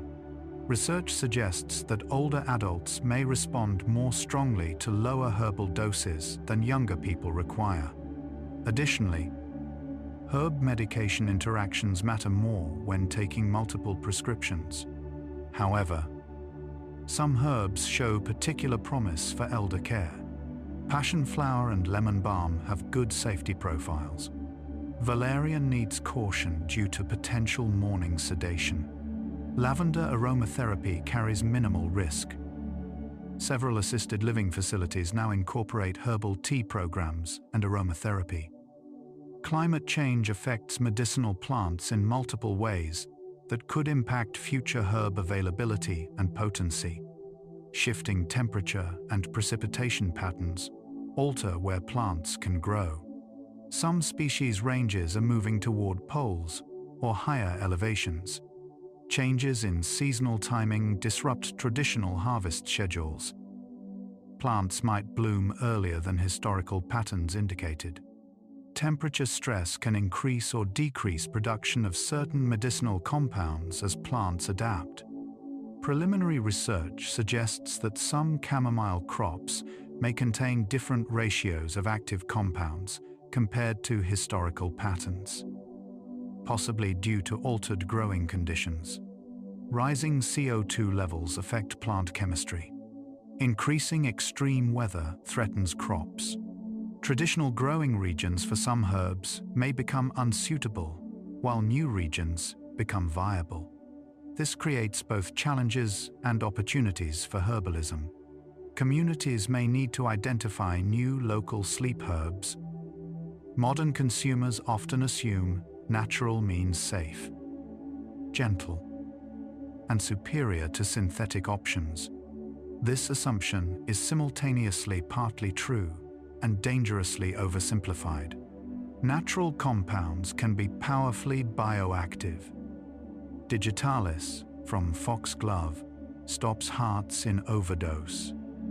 Belladonna causes delirium. And hemlock killed Socrates. Nature creates chemistry as complex and potent as any laboratory. What distinguishes most sleep herbs from pharmaceuticals isn't necessarily gentler action, but rather the concentrations used and the broader context of whole plant complexity. A chamomile flower's apigenin content is lower than a pharmaceutical dose of a benzodiazepine, but it's still active chemistry. The preference for natural medicines may reflect legitimate insight. Co-evolutionary history between humans and plants might mean our bodies handle plant compounds more gracefully than synthetic molecules. However, this doesn't eliminate all risks or guarantee benefits. Sometimes sleep disruption is acute and situational. Grief, jet lag, temporary stress, noise, or pain rather than chronic insomnia. Herbal approaches for acute versus chronic sleep problems differ. For acute situations, slightly stronger single doses of fast-acting herbs make sense. Valerian or passion flower tea drunk an hour before bed might provide enough gentle sedation for one difficult night. For chronic insomnia, slower-acting tonics and adaptogens used daily address underlying dysregulation. Trying to treat chronic insomnia with acute use sedatives, whether herbal or pharmaceutical, often fails because it doesn't address root causes. Traditional herbalism distinguished between acute treatments and constitutional approaches. Quick fixes for immediate problems versus gradual rebalancing for persistent patterns. Modern sleep medicine similarly differentiates short-term sleep aids from long-term solutions involving behavioral changes and treating underlying conditions. Some herbalists and researchers explore controversial ideas about plant intelligence, whether plants possess awareness, intention, or ability to respond to human needs beyond mechanical chemistry. These theories range from scientifically testable hypotheses about plant signaling to spiritual beliefs about plant consciousness. Recent research confirms that plants communicate through chemical signals, respond to their environment in complex ways, and even appear to learn through repeated exposures. Though whether this constitutes consciousness remains debated, from a practical standpoint, the question may be less significant than the effect it has on how we relate to plants. People who view herbs as conscious allies rather than inert chemicals often approach herbal medicine with more respect, attention, and ritual, factors that enhance placebo effects and compliance. Traditional cultures worldwide treated plants as persons worthy of relationship. Access to quality herbal medicine increasingly correlates with economic privilege, raising justice concerns. Organic herbs, quality extracts, and herbalist consultations cost money many people can't spare. Meanwhile, some communities with deep herbal traditions face poverty, partly caused by historical exploitation of their lands and knowledge. This creates painful irony. Traditional knowledge keepers sometimes can't afford herbs that corporations profit from selling. Addressing this needs multiple approaches: supporting traditional herbalists' economic well-being, creating herb gardens in low-income communities, teaching herbal skills as empowerment tools, and challenging intellectual property systems that privatize traditional knowledge. Some herbalists operate on sliding scales or barter systems. Community herb gardens make medicine freely available. Seed-sharing networks distribute medicinal plants.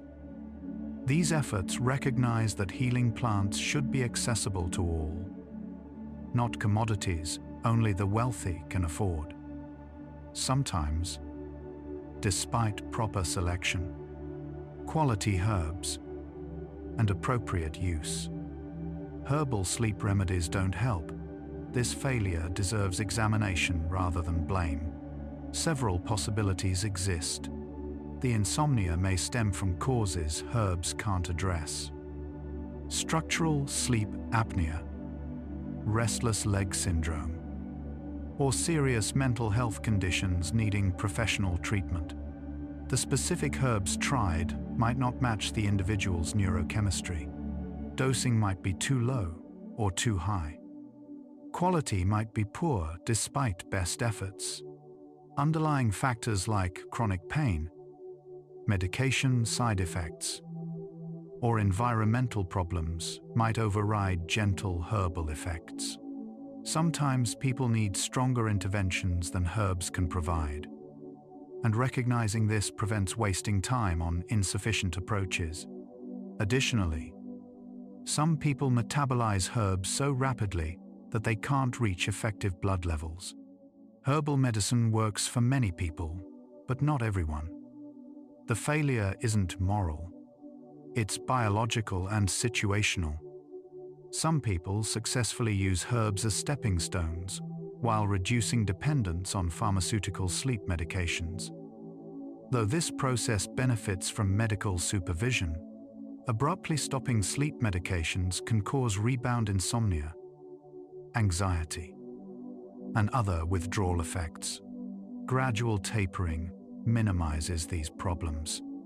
Herbs might support this process by reducing anxiety during reduction, providing alternative sleep support, and addressing the fear that often accompanies medication decreases. However, self-managing this transition carries risks. Sleep medications, particularly benzodiazepines, need careful tapering protocols. Additionally, some people develop dependence because they have underlying conditions genuinely needing medication, making complete cessation potentially harmful. The decision to reduce or discontinue sleep medications should involve prescribing physicians who can monitor the process. Herbalists can collaborate with conventional providers in integrative approaches. Some people successfully transition to herbs. Others find they need some combination of conventional and herbal support. True sleep disorders. Conditions like sleep apnea, narcolepsy, periodic limb movement disorder, or parasomnias typically need medical diagnosis and treatment beyond herbal scope. However, herbs might play supporting roles alongside conventional treatment. Sleep apnea's main treatment involves CPAP machines or oral appliances to maintain open airways. But herbs that reduce inflammation might help reduce airway tissue swelling. Restless leg syndrome sometimes relates to iron deficiency or dopamine dysfunction. Herbs supporting these factors might help, though not replace medical care. Circadian rhythm disorders might respond to melatonin, supporting herbs combined with light therapy. The key is understanding limitations. Herbs complement but rarely replace treatments for diagnosable disorders. Unfortunately, some people delay seeking proper diagnosis while trying herbal self-treatment. The responsible approach involves medical evaluation for persistent sleep problems to rule out disorders needing specific treatment. Sharing herbal tea creates social connection that itself supports sleep quality. Research consistently shows that social support, feelings of care, and reduced loneliness improve sleep. Making tea for someone communicates care. Receiving it communicates being cared for. The act of sitting together, slowing down, and conversing gently creates relaxation beyond what herbs alone provide. Traditional cultures worldwide incorporated tea ceremonies that were simultaneously social events, spiritual practices, and medicinal interventions. The Japanese tea ceremony's elaborate ritual around preparing and sharing tea demonstrates how beverage preparation becomes meditation, art, and relationship all at once. Even casual tea sharing carries remnants of this. The pause, the attention, the offering and receiving. For people living alone, preparing tea for themselves can still provide this self-care message. Some communities create herbal tea circles where people gather to share tea and conversation. Hospitals, nursing homes, and other institutional settings increasingly incorporate herbal approaches into care. Though challenges exist, institutions need standardization for safety and liability, knowing exactly what every patient receives, avoiding interactions with other treatments, and maintaining consistent protocols. Herbal medicine's variability makes this difficult. However, some facilities successfully integrate herbs through careful protocols. Aromatherapy programs using standardized essential oil diffusion, herbal tea programs with pre-approved herbs and doses, and lavender sachets for pillows. Research from geriatric care facilities shows that simple lavender aromatherapy programs reduced agitation and improved sleep in dementia patients, allowing some medication reductions. Pediatric hospitals explore herbal options for children's anxiety and mild insomnia. The key to successful institutional integration involves using herbs with the best safety profiles, maintaining clear documentation, training staff properly, communicating with families, and coordinating with medical providers. Taste plays an underappreciated role in herbal medicine. The tongue contains receptors not just for flavor, but for various compounds that trigger physiological responses before herbs even reach the stomach. Bitter tastes stimulate digestive function and may activate therapeutic pathways. Sweet tastes can trigger insulin responses and provide psychological comfort. Different herbal preparations emphasize different tastes. Tinctures often taste quite bitter. Teas can be pleasant. And capsules eliminate taste entirely. Traditional Chinese medicine includes elaborate taste classifications: sweet, sour, bitter, salty, pungent, each associated with specific healing properties. While modern pharmacology doesn't validate these exact associations, research shows that taste does affect how we respond to medicines. Pleasant-tasting herbs encourage compliance. People consistently use remedies they enjoy consuming. However, excessively sweetening herbs with sugar or honey might reduce some benefits if bitter compounds contribute to effectiveness. Traditional herbal formulas often combine 5 to 15 herbs in specific ratios, following complex principles. Chinese medicine's formula construction involves categorizing herbs as emperors, primary therapeutics, ministers, supporting primary actions, assistants, moderating harsh effects or addressing secondary symptoms, and envoys, guiding medicine to specific body regions. Western herbalism uses different language but similar concepts, combining herbs for synergy, including digestive herbs to enhance absorption, adding nutritive herbs for long-term support. These sophisticated systems reflect centuries of experimentation and observation. Modern research begins validating combination benefits but struggles with complexity. Testing 10 herb formulas means examining countless possible interactions. Additionally, individualization means the ideal formula varies between people, even for the same complaint. This complexity challenges modern medicine's preference for standardized protocols, but represents herbalism's strength: ability to customize treatment. Simple combinations work well for many people.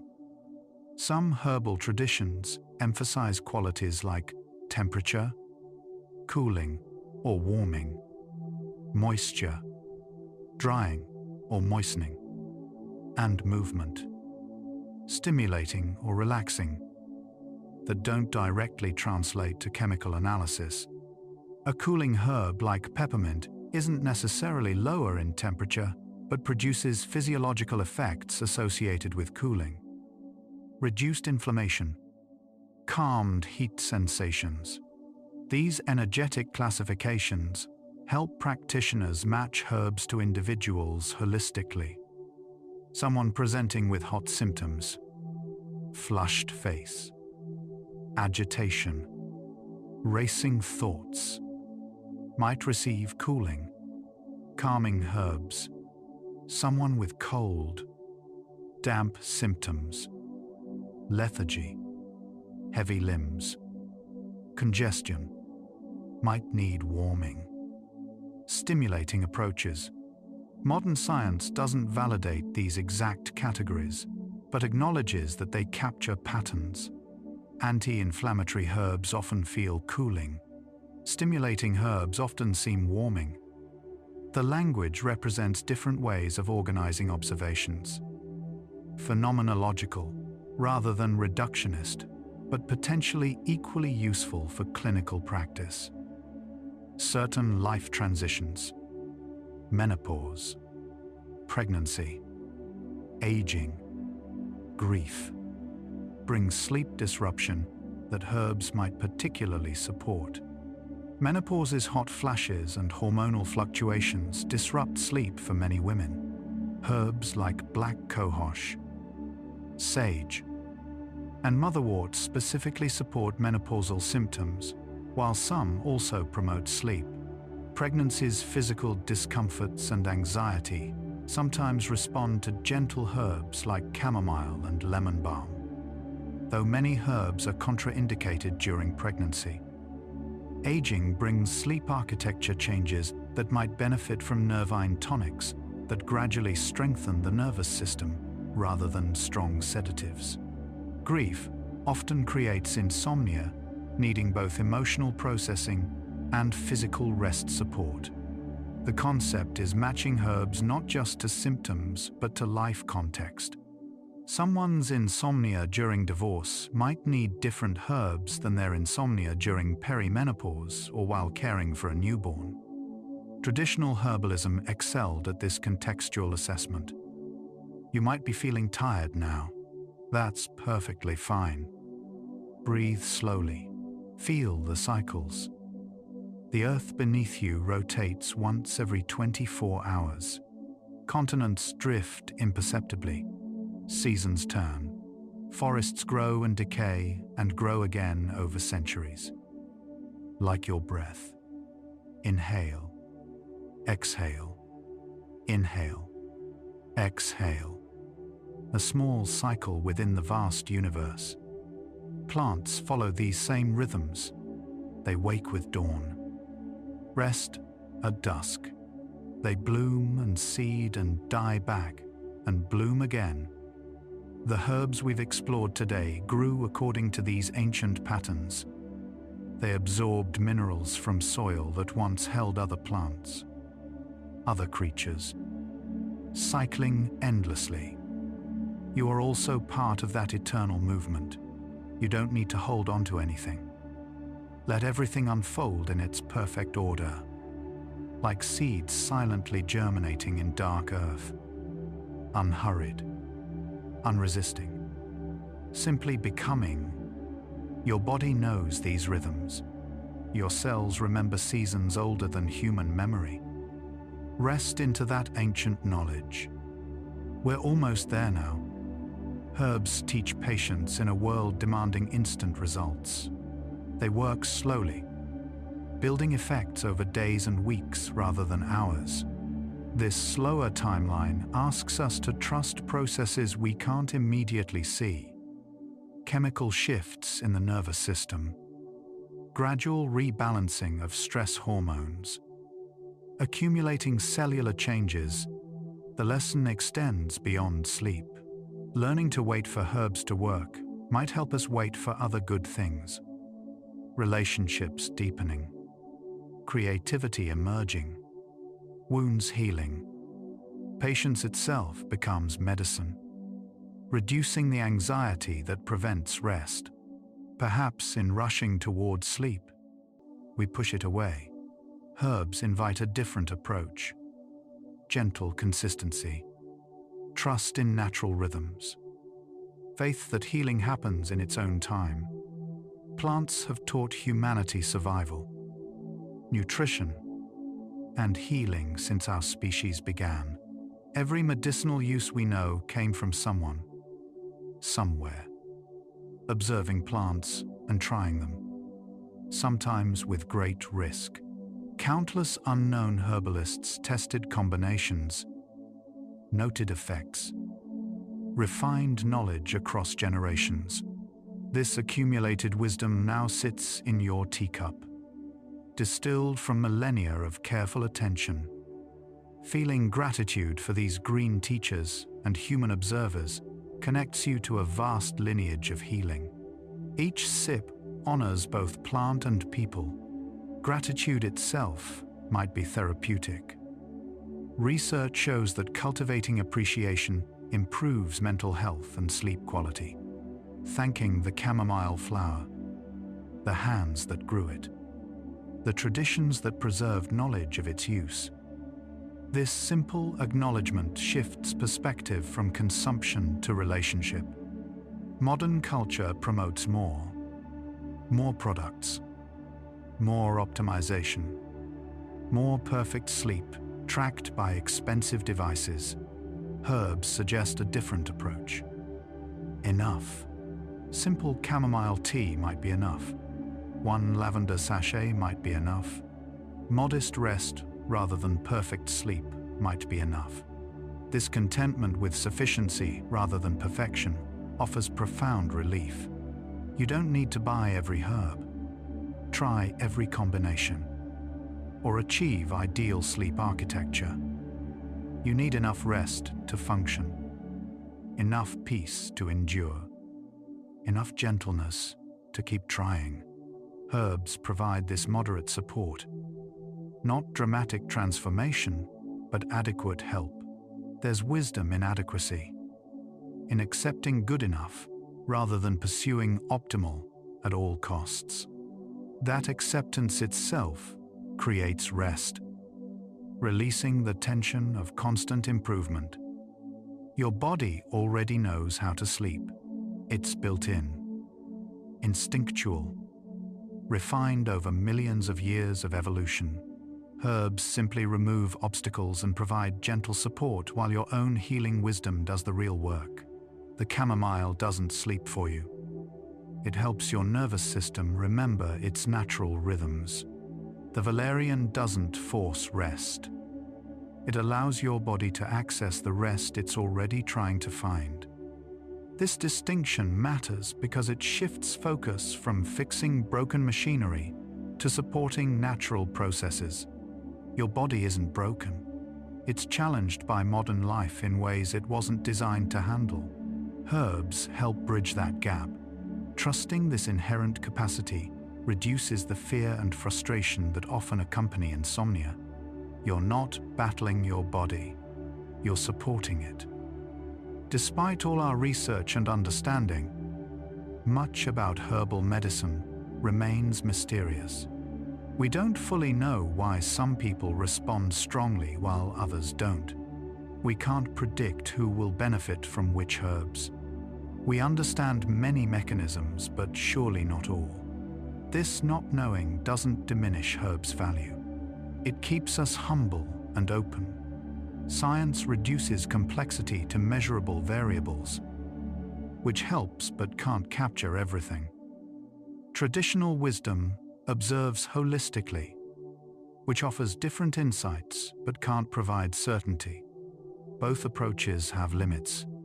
Perhaps healing happens in the space between what we know and what remains mysterious, where knowledge meets faith, where science meets art, where chemistry meets meaning. Accepting this uncertainty allows for discovery and surprise, while maintaining appropriate caution and respect. Different seasons bring different self-care needs. Winter's darkness might call for warming, grounding herbs. Spring's renewal might benefit from gentle cleansing. Summer's heat might need cooling mint or lemon balm. Autumn's transition might want adaptogens supporting change. This seasonal awareness connects you to natural cycles often lost in climate-controlled modern life. Noticing how your sleep needs shift with seasons helps you respond appropriately rather than fighting against natural variation. Some months might need more herbal support, others less. This flexibility represents self-knowledge, learning your own patterns and rhythms rather than following rigid protocols. It's personal ecology, recognizing yourself as part of nature's cycles rather than separate from them. Bedtime herbal rituals create sacred space in ordinary life. Boiling water becomes meditation. Steeping tea becomes patience practice. Sipping slowly becomes present moment awareness. These simple acts, repeated nightly, mark the transition from day to night, from doing to being, from thinking to resting. Ritual doesn't need religious meaning to carry power. The consistent pattern itself becomes meaningful. Your brain recognizes the sequence and begins releasing into rest. Whether you think of it as conditioning or ceremony matters less than that it works. In a world often feeling chaotic and meaningless, creating small rituals reclaims agency and intention. You're not passively suffering insomnia. You're actively caring for yourself, one warm cup at a time. When herbs don't work, or when you forget to take them, or when sleep still eludes you despite trying, forgiveness matters. Herbs aren't magic. They're modest help along a difficult path. Some nights will still be hard. That's not failure. It's reality. Forgiving yourself for imperfect sleep.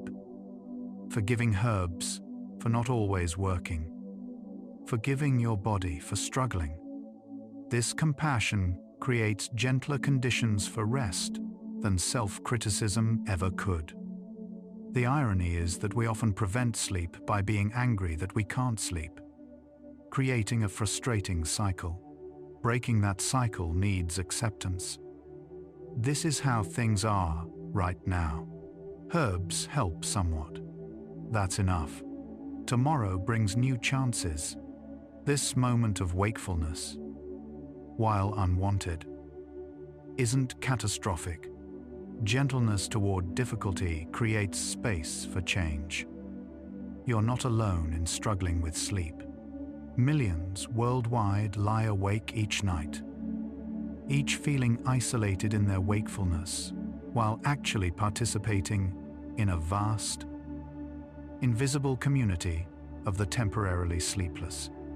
Throughout history, humans have struggled with rest. Insomnia isn't modern, it's ancient. Finding connection in this shared difficulty reduces the loneliness that worsens sleep problems. Knowing that herbs have soothed countless worried minds across centuries creates companionship across time.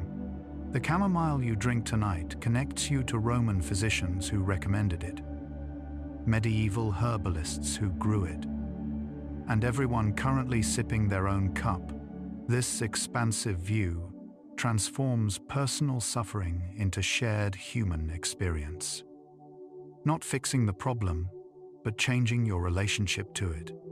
You're part of the long human story of seeking rest. Herbs teach you to pay attention, to taste, to scent, to subtle body sensations, to gradual changes in energy and mood. This attention itself becomes therapeutic, drawing you out of worried thinking into sensory presence. Noticing how your body responds to different herbs develops intimacy with your own rhythms and needs. You become curious rather than demanding. How do I feel after lemon balm? What about valerian? Does my sleep quality actually improve or just my anxiety about sleep? This investigative stance creates space between you and your suffering. You're not your insomnia. You're someone studying their sleep patterns with compassionate interest. That distance helps. The herbs provide both potential biochemical support and a framework for paying attention, learning about yourself, and developing the self-knowledge that underlies all lasting healing. Herbs can't fix everything, and that limitation is paradoxically freeing. They offer what they offer: gentle support, modest improvement, traditional comfort, and no more. Accepting this creates realistic expectations that prevent disappointment. You're not expecting miracle cures, just small help along a difficult journey. This acceptance extends beyond herbs to life itself. Not everything can be fixed, optimized, or perfected. Some struggles persist despite our best efforts. Some nights will be wakeful regardless of remedies tried. Living well means finding peace within these limitations, rather than exhausting ourselves fighting reality. Herbs model this balanced approach. They help when they can. They're safe when they can't. And they don't promise more than they can deliver. This honesty and modesty might be their greatest gift. Plants keep growing, through concrete, after fires, despite everything. Their resilience offers hope. If a tiny chamomile seed can push through hard soil into sunlight, perhaps you can find your way through difficult nights into rest. You've survived every difficult night so far. You'll survive tonight. Herbs bring plant life into your body, sharing their chemistry and, perhaps, their quiet perseverance.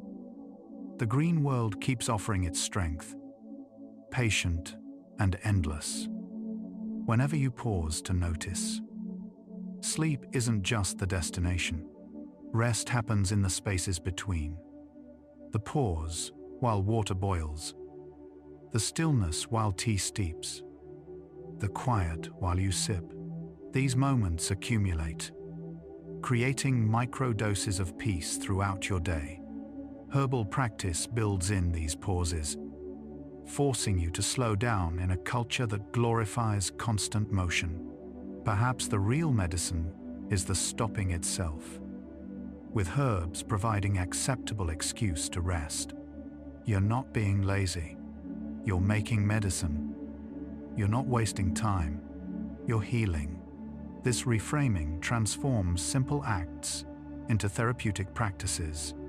The cup of tea becomes permission to sit. The waiting for herbs to work becomes permission to not have immediate solutions. The nightly ritual becomes permission to care for yourself, simply and consistently. There's nothing exotic about chamomile tea. It's ordinary, available, simple.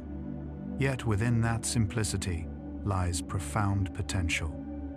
An everyday ritual that connects body and mind, plant and person, tradition and present moment, finding healing in the ordinary rather than seeking rare, expensive, complicated solutions democratizes wellness. Anyone can access chamomile. Anyone can boil water. Anyone can create a small ritual. This accessibility matters in a wellness culture, often promoting exclusive, expensive interventions.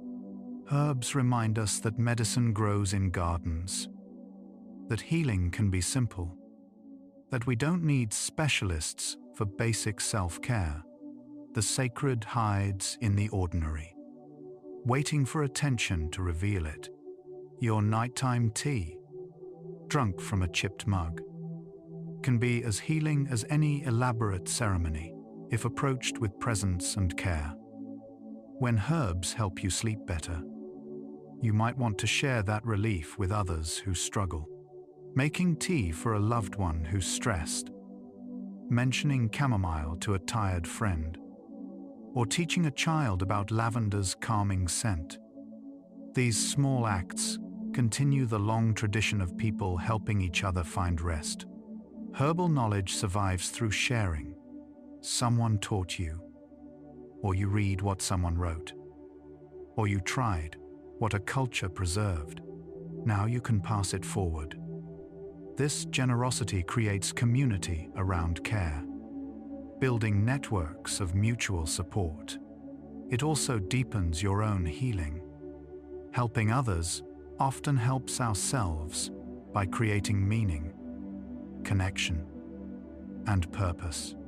The herbs become not just personal medicine, but bridges between people, opportunities for kindness, tools for building caring worlds, learning when to stop.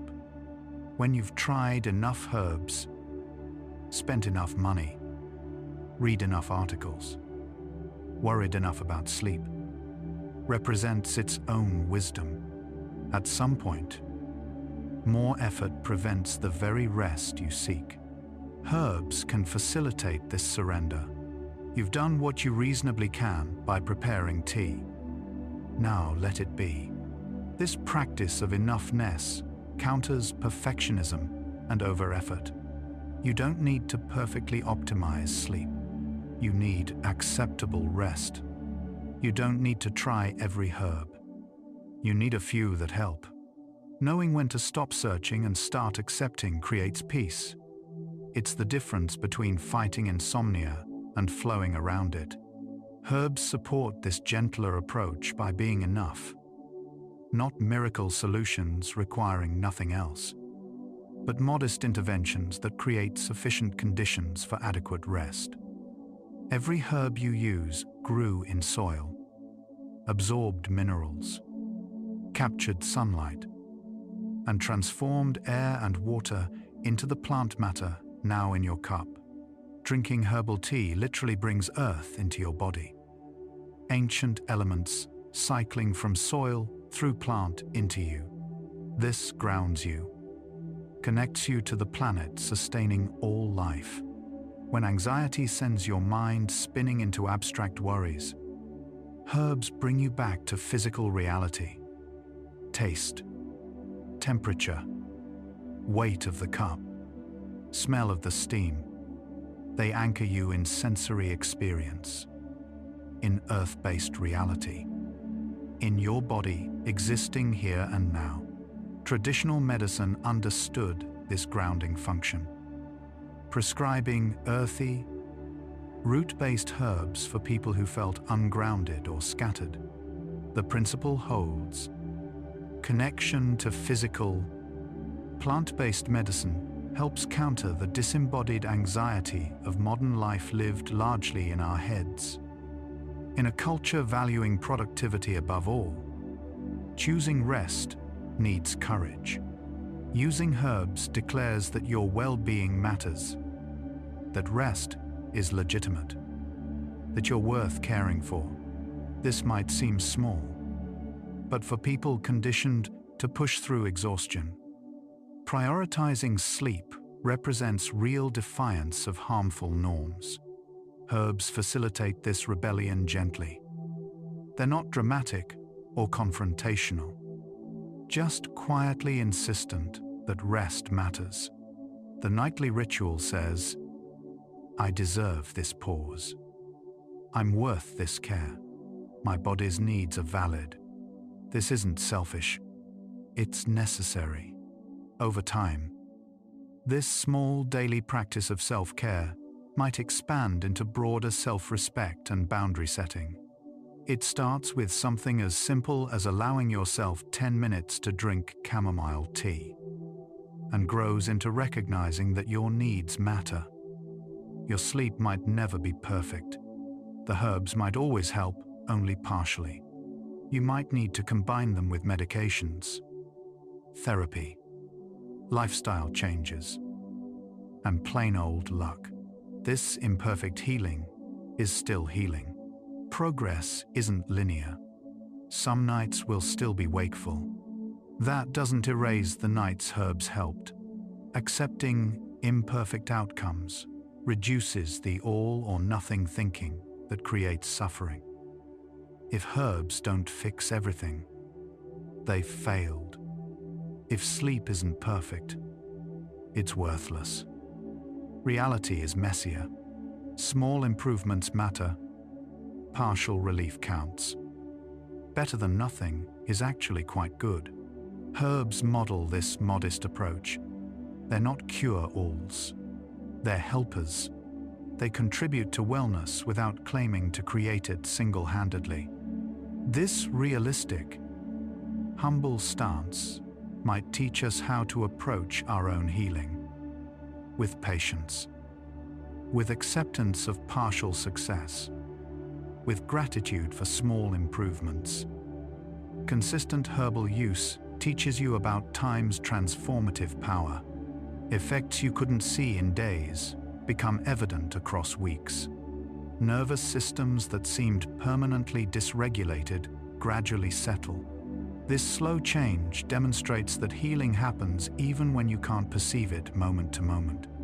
Trees grow imperceptibly, yet become forests. Rivers carve canyons through patient erosion. Your nightly cup of tea seems insignificant on day 3. But by day 30, you've created noticeable change. This teaches trust in processes larger than immediate perception. Modern life's instant everything makes this harder to accept. But nature operates on different timescales. Herbs invite you into that slower rhythm where healing accumulates quietly, where small daily acts compound into transformation, where patience proves more powerful than force. Perhaps the sleep improvement matters less than learning to trust time again. When you use herbs for sleep, you participate in humanity's oldest medicine. You join countless ancestors who crushed leaves, boiled roots, and discovered healing. This connection across time transcends cultural boundaries. Every human culture developed herbal medicine independently, suggesting something fundamental about the relationship between plants and people. You inherit this vast knowledge accumulated through millennia of observation, experimentation, and careful sharing. The simple act of drinking chamomile tea connects you to this lineage. You're not doing something new, you're doing something ancient, participating in a practice older than cities, older than agriculture, older than writing. This perspective shift from modern consumer to inheritor of ancient wisdom transforms the experience. You're not buying products, you're continuing a tradition. That continuation honors those who came before while creating foundation for those who follow. Insomnia often involves desperate attempts to control sleep, trying harder, worrying more, searching for perfect solutions. Herbs invite different approach. You prepare tea, you drink it, then you let go. The herbs do what they do. You can't force faster or stronger effects. This practice of right effort, followed by release models healthy relationship with goals generally. You do your part, then trust the process rather than micromanaging outcomes. Applied to sleep, this means creating good conditions. Comfortable bed, quiet room, calming herbs, relaxation practices. Then releasing the demand that sleep arrive immediately or perfectly. The herbs can't work if you're anxiously monitoring for their effects every 5 minutes. They need you to relax into trust. This surrender isn't giving up.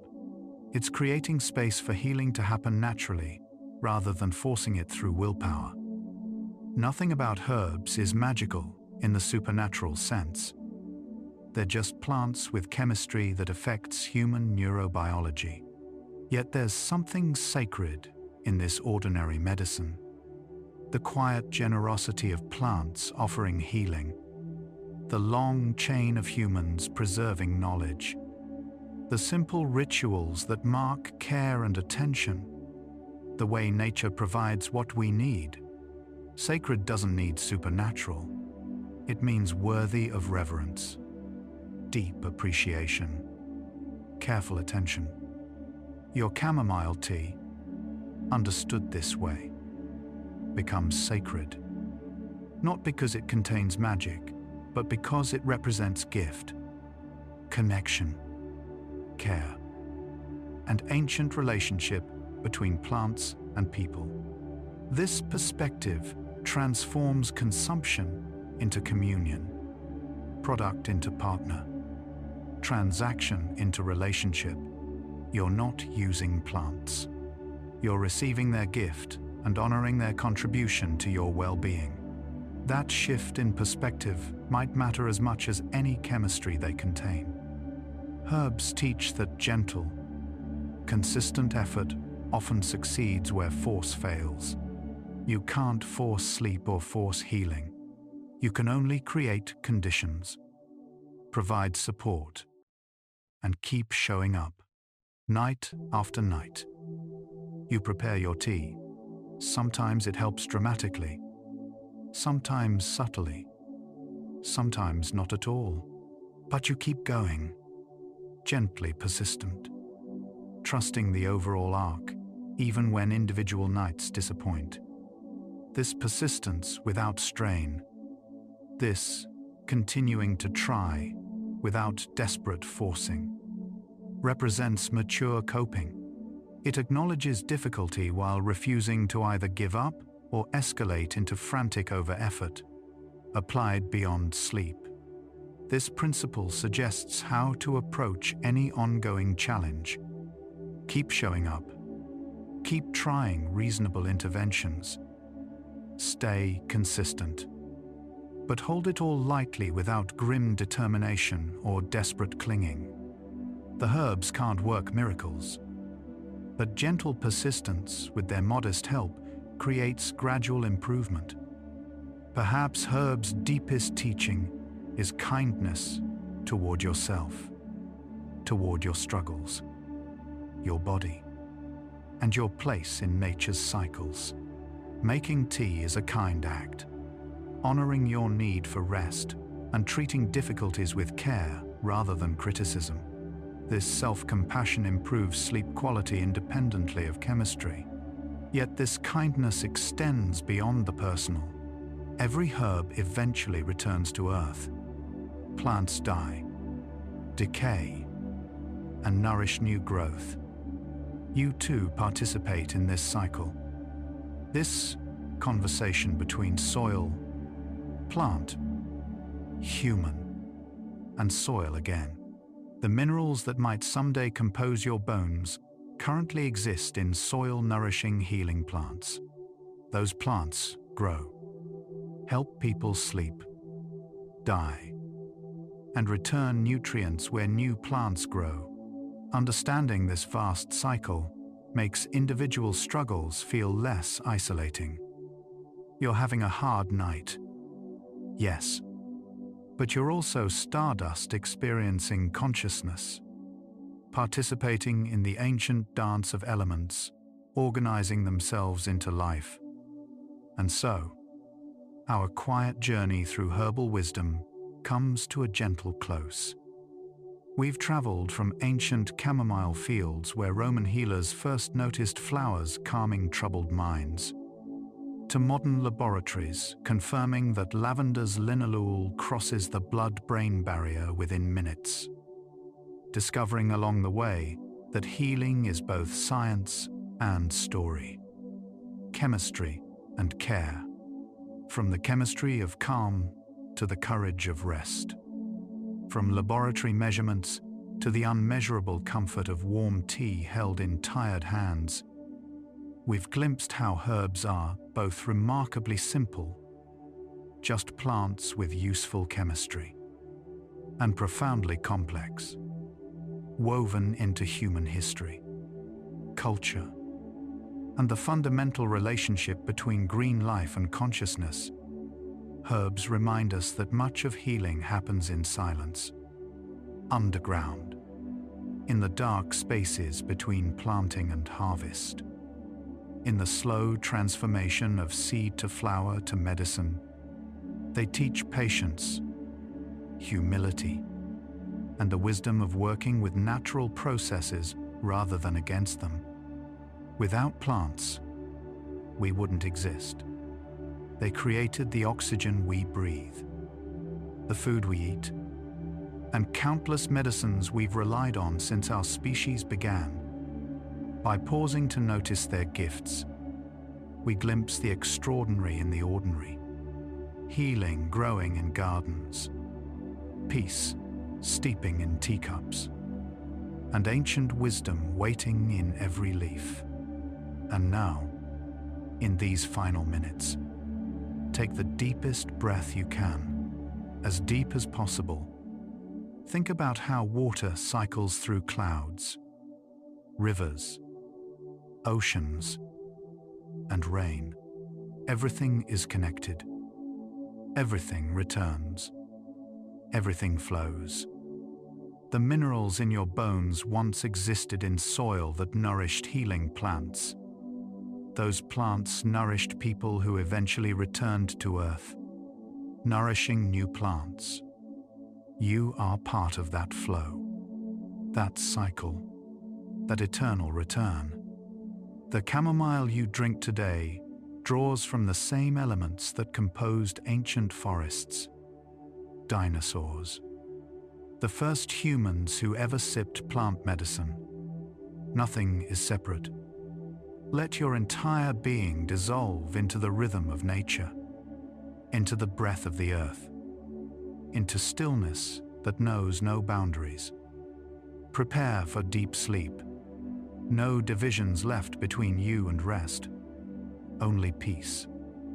If these calm stories from Earth helped you breathe a little easier tonight, passing them along could help another tired soul drift into rest. One quiet share, one peaceful night at a time. But there's no need to do anything now. Nothing at all. You've traveled far tonight. Farther than most journeys take you. From molecular chemistry to ancient wisdom. From laboratory precision to kitchen table rituals. You can allow these thoughts of herbs and healing to fade now, like morning mist dissolving in sunlight, leaving only the gentle calm behind. Let your breathing deepen. Let your body feel heavier, as if roots were growing from your feet into cool earth, anchoring you in restful darkness. If sleep comes, let it carry you like a leaf floating down a quiet stream, smoothly, inevitably, into a realm where time and weight no longer matter. If your eyes are still open, the next video is waiting for you, ready to continue the journey. But if they're closed, stay there. Stay in the darkness that feels safe and warm. Tomorrow, the herbs will still be there. Chamomile will still bloom in fields. Lavender will still release its purple calm into evening air. Ancient wisdom will still whisper from leaves and roots. But tonight belongs to stillness. Rest well, dear traveler, and remember, you are made of the same elements as every healing plant, every ancient forest, every grain of soil that ever nurtured life. The wisdom to rest lives in your cells, inherited from billions of years of life learning to balance activity and rest, growth and restoration, day and night. You already know how to sleep. The herbs simply remind you. Dream deeper with bedtime science. Good night.